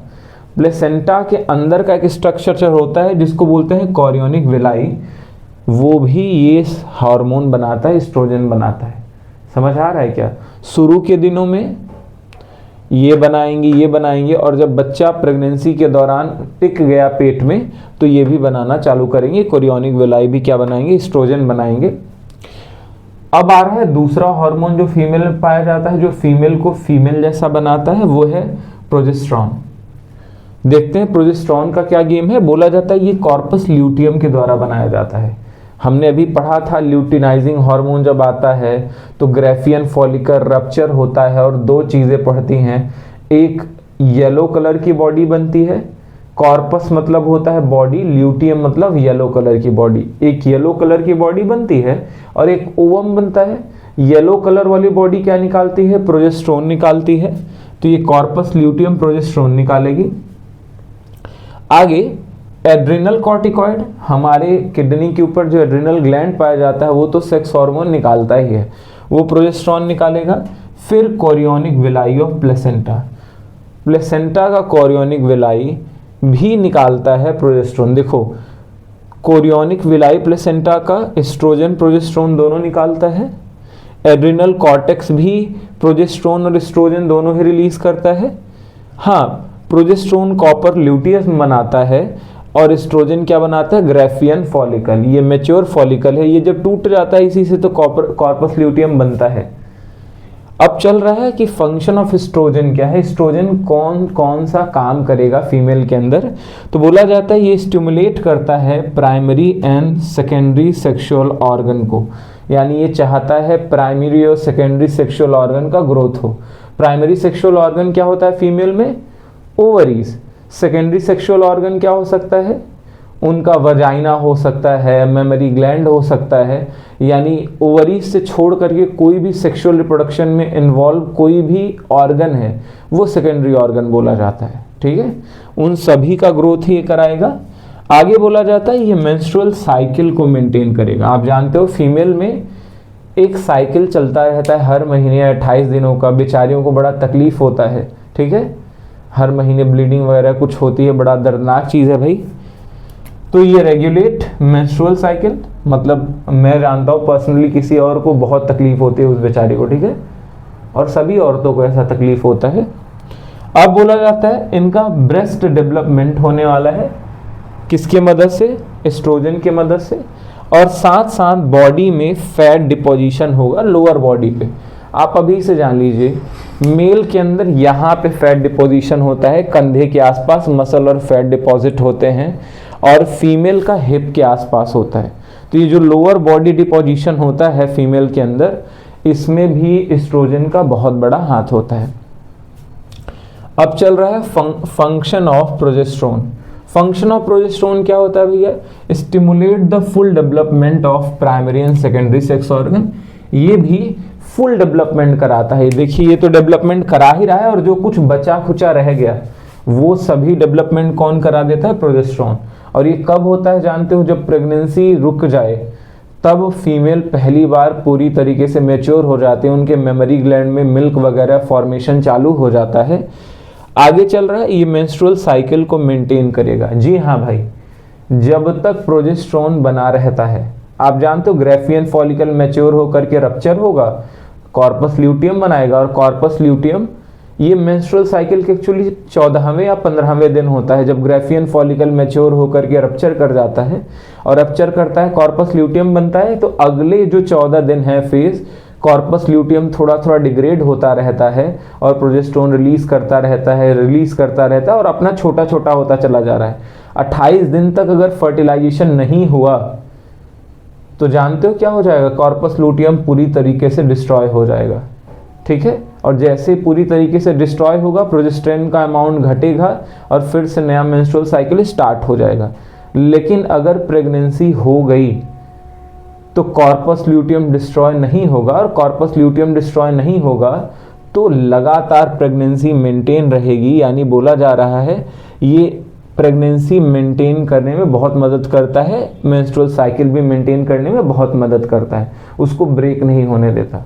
फिर आगे बोला जाता है help in implantation of embryo and maintain the pregnancy. ये बच्चेदानी के अंदर बच्चे को फिट करता है, ठीक है, ले जाकर के इम्प्लांट करने में मदद करता है। आप जानते हो फर्टिलाइजेशन कहीं होता है इनफंडिबुलम के आसपास, ठीक है, फेलोपियन ट्यूब जो नहीं होता उसके इनफंडिबुलम या स्थमस के बीच में कहीं पे फर्टिलाइजेशन होता है, और तब आता है बच्चेदानी में बच्चा, और वो अंदर ही बच्चेदानी के अंदर क्या हो जाता है, फिट हो जाता है। ठीक है, और इसी को बोलते हैं इम्प्लांट करना, बच्चे का माँ के गर्भ से जुड़ जाना, इसी को क्या बोलते हैं, इम्प्लांट हो जाना। इम्प्लांटेशन में भी मदद करेगा और प्रेगनेंसी को मेंटेन करेगा, ये हेल्प करेगा ताकि प्रेगनेंसी बना रहे, प्रेगनेंसी मिसकैरिएज ना हो।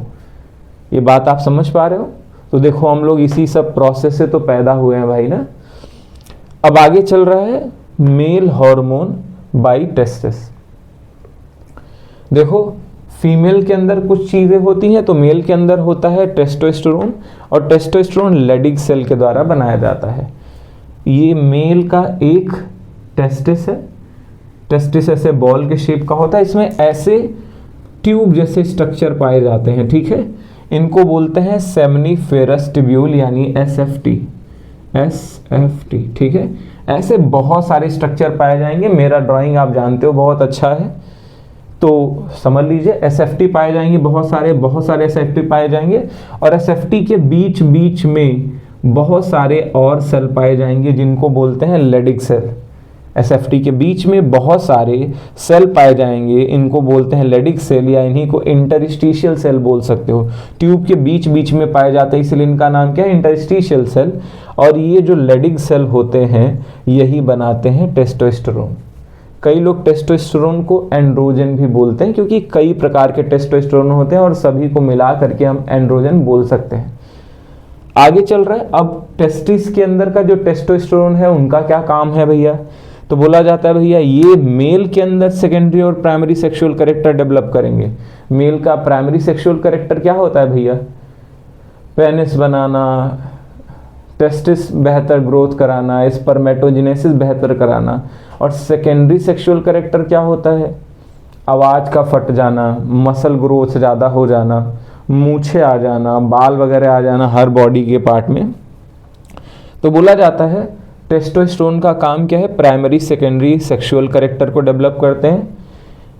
और क्या, cause puberty and muscle growth, और ये प्यूबर्टी हिट कराएंगे। जानते हो जब टेस्टोस्टेरोन बढ़ता है तो प्यूबर्टी हिट हो जाता है। प्यूबर्टी हिट होना मतलब क्या जानते हो, स्पर्मेटोजेनेसिस स्टार्ट हो जाना।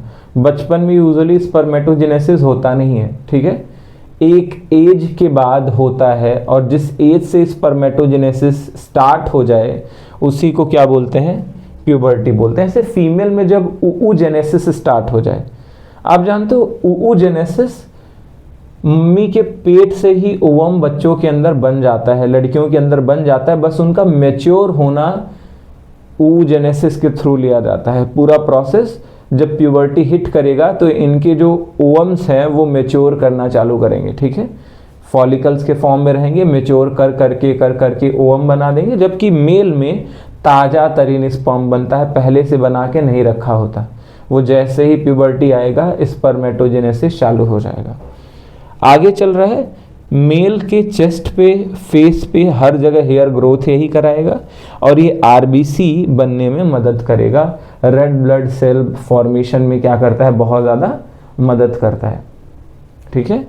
आप जानते हो कि अगर मेल के टेस्टिस में चोट लग जाए, फीमेल का तो मुझे नहीं पता, लेकिन मेल के टेस्टिस में चोट लग जाए कितना ज़्यादा दर्द होता है, देखा है आपने, क्योंकि वहाँ पे नर्व की बहुत ज़्यादा सप्लाई होती है, और जहाँ पे नर्व सेल की सप्लाई ज़्यादा होती है वहाँ पे दर्द क्या ज़्यादा होगा, टच करने पे या हिट होने पे वहाँ पे सबसे ज़्यादा दर्द होगा। ये बात आप समझ पा रहे हो। अब हम अगले स्लाइड में देख रहे हैं भैया कि कौन सा हार्मोन का केमिकल नेचर क्या होने वाला है। आपके बोर्ड में एक सवाल कॉन्टिन्यूअस बनता है, हर साल ही बनता है, कि अलग अलग हार्मोन का बता दीजिए केमिकल नेचर क्या है, किस केमिकल के मदद से ये हार्मोन बनाए गए हैं। हम एक एक करके समझने की कोशिश करते हैं। तो पहले आते हैं एंटीरियर पिट्यूटरी के हार्मोन।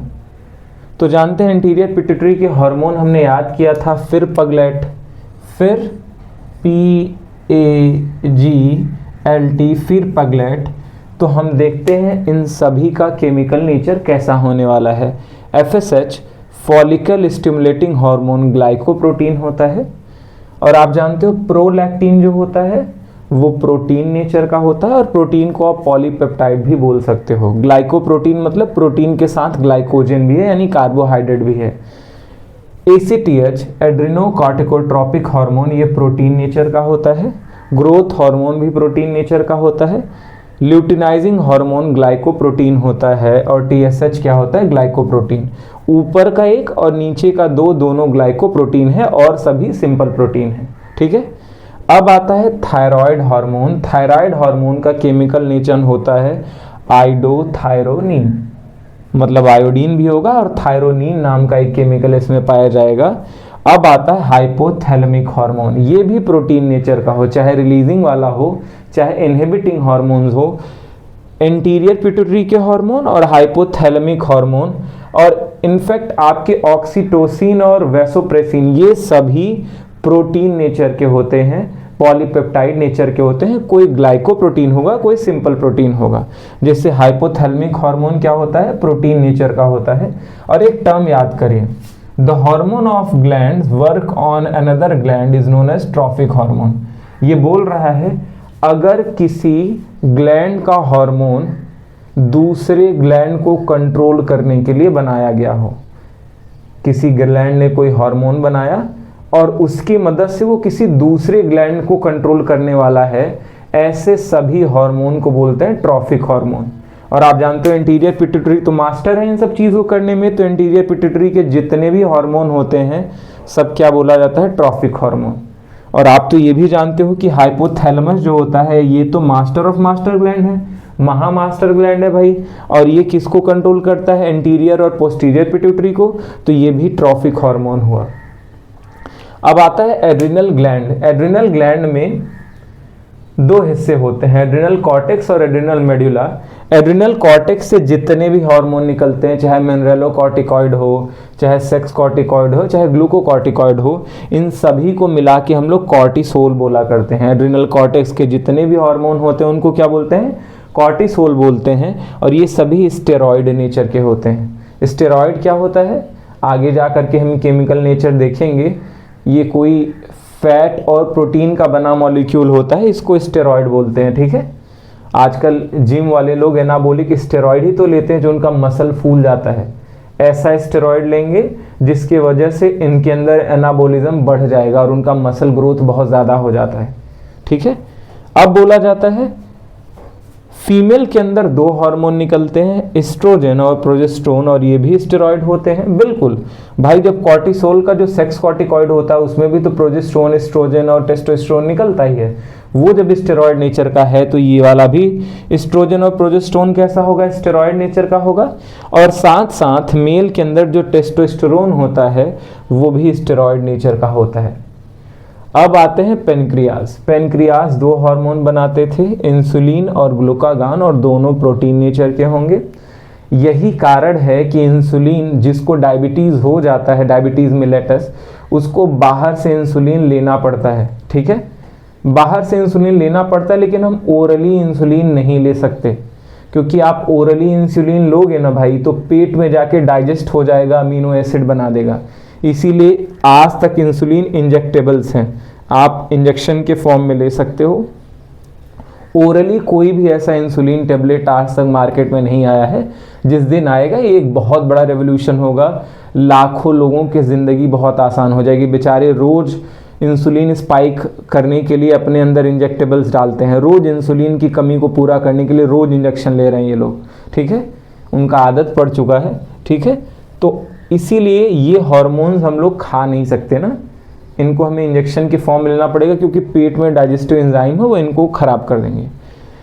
पेनक्रियास के दोनों हार्मोन प्रोटीन नेचर का। अब एड्रिनल कॉर्टेक्स हमने देख लिया, अब एड्रिनल मेडुला की बात करते हैं। तो एड्रिनल मेडुला के जो हार्मोन होते हैं, चाहे एड्रिनलिन होता है चाहे नॉर एड्रिनलिन होता है, दोनों का chemical nature amino acid derived होते हैं, यानी अमीनो एसिड से बने हैं। फर्क समझिए, प्रोटीन भी अमीनो एसिड का बना है, प्रोटीन का मोनोमर होता है अमीनो एसिड, तो अमीनो एसिड वाला ये हार्मोन है, प्रोटीन वाला नहीं।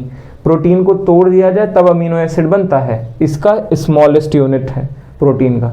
तो भाई ये प्रोटीन का नहीं है, ये अमीनो एसिड डेरिवेटिव है, आप याद रखिए, बहुत इंपॉर्टेंट होता है। कई लोग इसको प्रोटीन मान लेते हैं, कई बार मैंने भी गलत किया है। अब आगे चल रहा है भाई, ये सारे हार्मोन हमने पढ़ लिए। आप एक चीज़ ओरली और जानो कि कोई ऐसे और ऑर्गन हैं जो हार्मोन्स रिलीज करते हैं। जैसे हमारे पेट में, स्टमक में गैस्ट्रीन रिलीज होता है, ऐसे हमारे गाल ब्लैडर में कोलोसिस्टोकाइनिन रिलीज होता है, ऐसे हमारे हार्ट के अंदर रेनिन नाम का हार्मोन रिलीज होता है।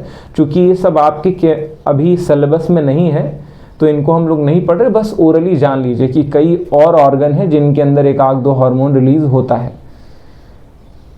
आगे चल रहा है भैया, अब हम लोग देखने वाले हैं दो तरीके के रोग के बारे में पढ़ने वाले हैं, डायबिटीज़ मिलेटस और डायबिटीज़ इंसिपिडस।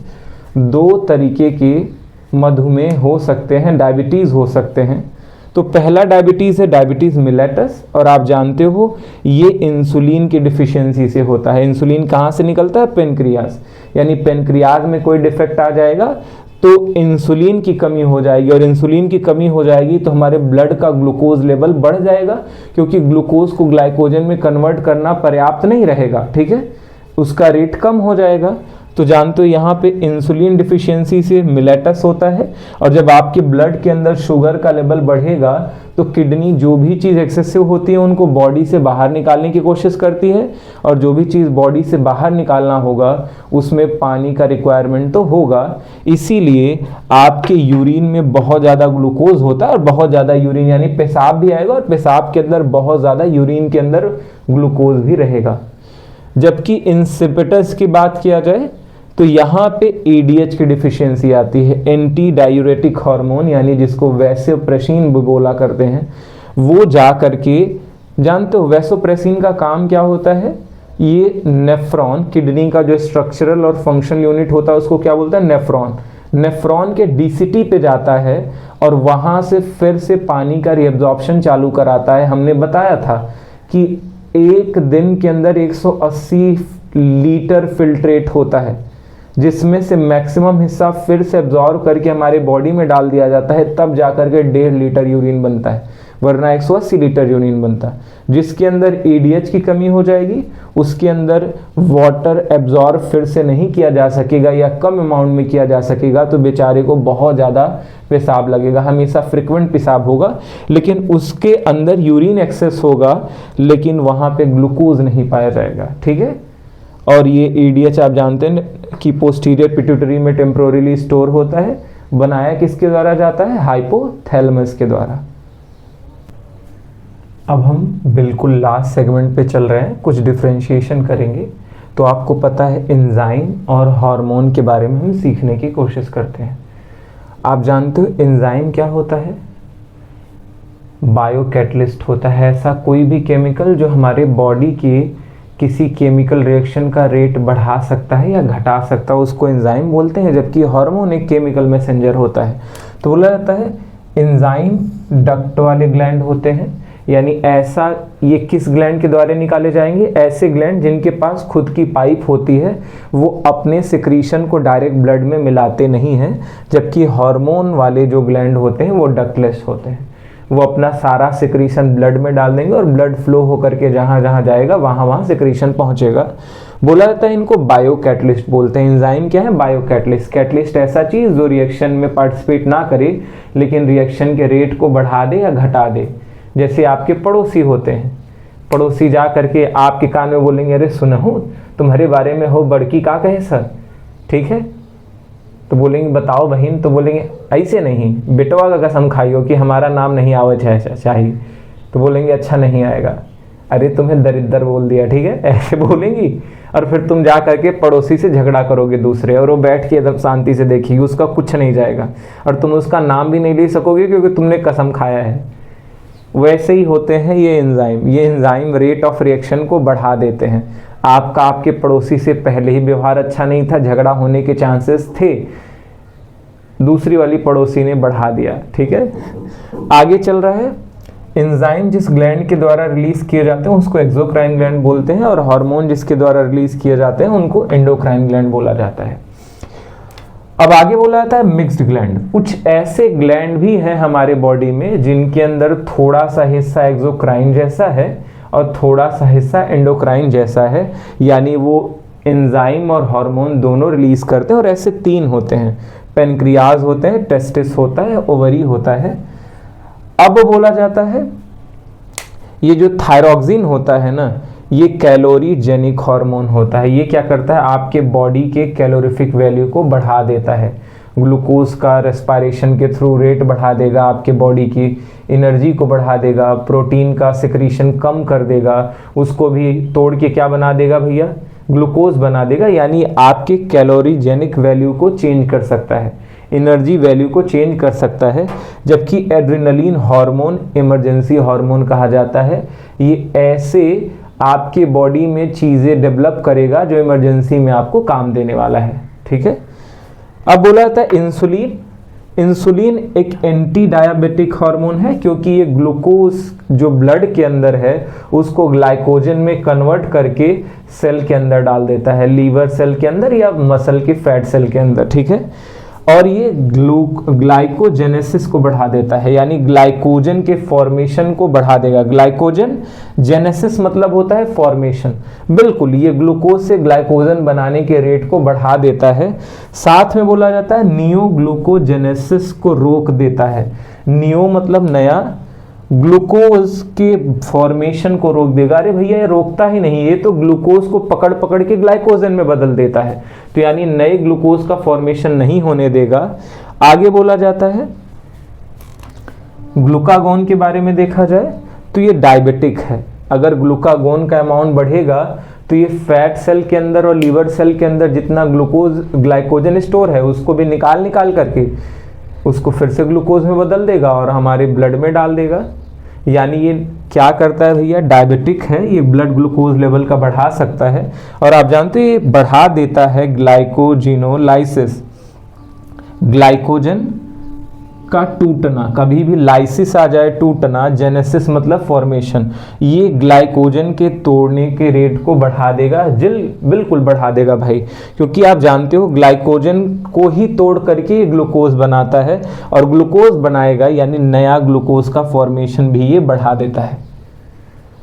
अब आपके पूरे चैप्टर से हम लोग कुछ एक साथ जो कई ऐसे हार्मोन हैं जो एक जैसा काम करते हैं उनको हम लोग पढ़ने वाले हैं, इनसे सवाल बनते हैं। पहला बोला जाता है कौन ऐसे हार्मोन हैं हमारे बॉडी में जो ब्लड ग्लूकोज लेवल को बढ़ा सकते हैं। तो आप याद कर सकते हैं कॉर्टिसोल होता है, यानी एड्रिनल कॉर्टेक्स के हार्मोन बढ़ा सकते हैं।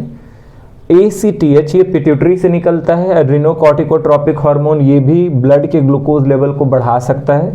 थायरॉक्सिन भी बढ़ा सकता है, ग्लूकागॉन भी बढ़ा सकता है, एड्रेनलिन भी बढ़ा सकता है। और इसको याद करने का तरीका है काटेगा। क्या काटेगा भैया, चीनी काटेगा। देखो ब्लड के ग्लूकोज लेवल को बढ़ा रहा है, चीनी काट काट के डाल रहा है ब्लड के अंदर, तो क्या फॉर्म है, काटेगा। ऐसे आता है कौन ऐसे हार्मोन हैं जो ब्लड ग्लूकोज लेवल को घटा देते हैं। तो आप जानते हो इंसुलिन होता है और सोमेटोस्टेसिन होता है। हमने सोमेटोस्टेसिन के बारे में पढ़ा नहीं, हमने पढ़ा था क्या कि हमारे पेनक्रियाज में अल्फा बीटा डेल्टा सेल होते हैं। तो डेल्टा सेल क्या रिलीज करते हैं, सोमेटोस्टेसिन। अल्फा सेल क्या रिलीज करता है भैया, ग्लूकागॉन। बीटा सेल क्या रिलीज करता है, इंसुलिन। और डेल्टा सेल क्या रिलीज करता है, सोमेटोस्टेसिन। अब बोला जाता है, जरा देखो एक मिस्टेक हो गया था जब हमने यहाँ पे एमिनो पढ़ा रहे थे केमिकल नेचर ऑफ हार्मोन, तो मैंने थायरोक्सिन को क्या बताया था, आइडोथायरोनिन नेचर का होता है। ये बात बिल्कुल सही है, लेकिन उसका भी अगर केमिकल नेचर देखोगे तो वो भी अमीनो एसिड डेरिवेटिव है। वो भी किससे बनाया गया भैया, अमीनो एसिड से बनाया गया है। अब आगे चल रहा है, इसके लिए बहुत बहुत माफ़ी भैया, ठीक है, मांग रहे हैं। ये मैंने ये नेचर नहीं लिखा है, कुछ और बोल दिया था। अब चल रहा है maintain the blood glucose level, ठीक है। बोला जाता है कौन कौन ऐसे हार्मोन हैं जो हमारे ब्लड ग्लूकोज लेवल को क्या करेंगे, मेंटेन करेंगे, सॉरी ब्लड प्रेशर को, ठीक है। कौन कौन ऐसे हार्मोन है जो हमारे ब्लड प्रेशर को क्या करेंगे भैया, मेंटेन करेंगे। अब उनको देखने की कोशिश करते हैं। तो पहला आ गया रास, ये पूरा सिस्टम ही होता है, ये सारे हार्मोन एक साथ काम करते हैं, एक सिस्टम है। रेनिन एक हार्मोन जो किडनी के द्वारा निकाला जाता है, एंजियोटेंसिन जो प्लाज्मा प्रोटीन पाया जाता है, और एल्डोस्टेरोन ये हमारे कॉर्टिकॉइड हार्मोन है, यानी एड्रिनल कॉर्टेक्स से निकाले जाते हैं। ये तीनों आपस में काम करके एक सिस्टम बनाते हैं जो हमारे ब्लड प्रेशर को घटा या बढ़ा सकता है। इसके साथ साथ एड्रेनलिन हार्मोन भी ब्लड प्रेशर को घटा बढ़ा सकता है। ADH एंटी डायूरेटिक हार्मोन भी ब्लड प्रेशर को घटा बढ़ा सकता है। और एट्रियल नाट्रियूरेटिक पेप्टाइड या फैक्टर बोल सकते हो, ये हार्ट के आर्ट्रियल वॉल के द्वारा निकाला जाता है, ये भी ब्लड प्रेशर को घटाता है, जनरली बढ़ाता नहीं। यानी ये सारे लोग हमारे ब्लड प्रेशर को मेंटेन करेंगे। ध्यान रखिए मैक्सिमम जितने हार्मोन A से स्टार्ट होते हैं ये सभी ब्लड प्रेशर को मेंटेन करने के काम आते हैं। या आप ट्रिक जैसा समझ लीजिए रेनिन को छोड़ करके। और आप जानिए दो तरीके से हम पढ़ रहे हैं, एक हमने केमिकल पढ़ा था रेनिन जो एंजाइम होता था, और रेनिन क्या होता है, एक हार्मोन होता है, ठीक है, ये ध्यान रखिएगा। Renin is a enzyme and renin is a hormone. और अब यहीं तक हमारा ये चैप्टर कंप्लीट होता है। आपके जो भी क्वेरीज हैं आप हमारे कमेंट बॉक्स में डालो, और अभी भी आपके पास वक्त है। हम लोग ये नवंबर दिसंबर भर में आपका पूरा लाइफ साइंस और पूरा फिजिकल साइंस कंप्लीट करेंगे, ए टू जेड सभी इंपॉर्टेंट चीज़ें। और जनवरी में आपका 20 टेस्ट पेपर्स होंगे। उन टेस्ट पेपर को जो करेगा 80% से ज़्यादा सवाल हमारे एग्ज़ाम में वहीं से आने वाले हैं, एकदम ध्यान रखिएगा। और आप लोग हमारा टेस्ट पेपर से जुड़ने के लिए आप हमारा व्हाट्सएप लिंक होगा, उस पर आप ज्वाइन करिए, मैं लिंक में दे दूंगा, ठीक है। डिस्क्रिप्शन में आपको मिल जाएगा व्हाट्सएप ग्रुप का लिंक। और आप अपने दोस्तों को जिनका पढ़ाई बेहतर नहीं चल रहा है, अभी भी मौका है, आप उनसे बोल सकते हो। नमस्कार, ठीक है। मैं भी एक्टिंग सीख ही रहा हूँ, ठीक है।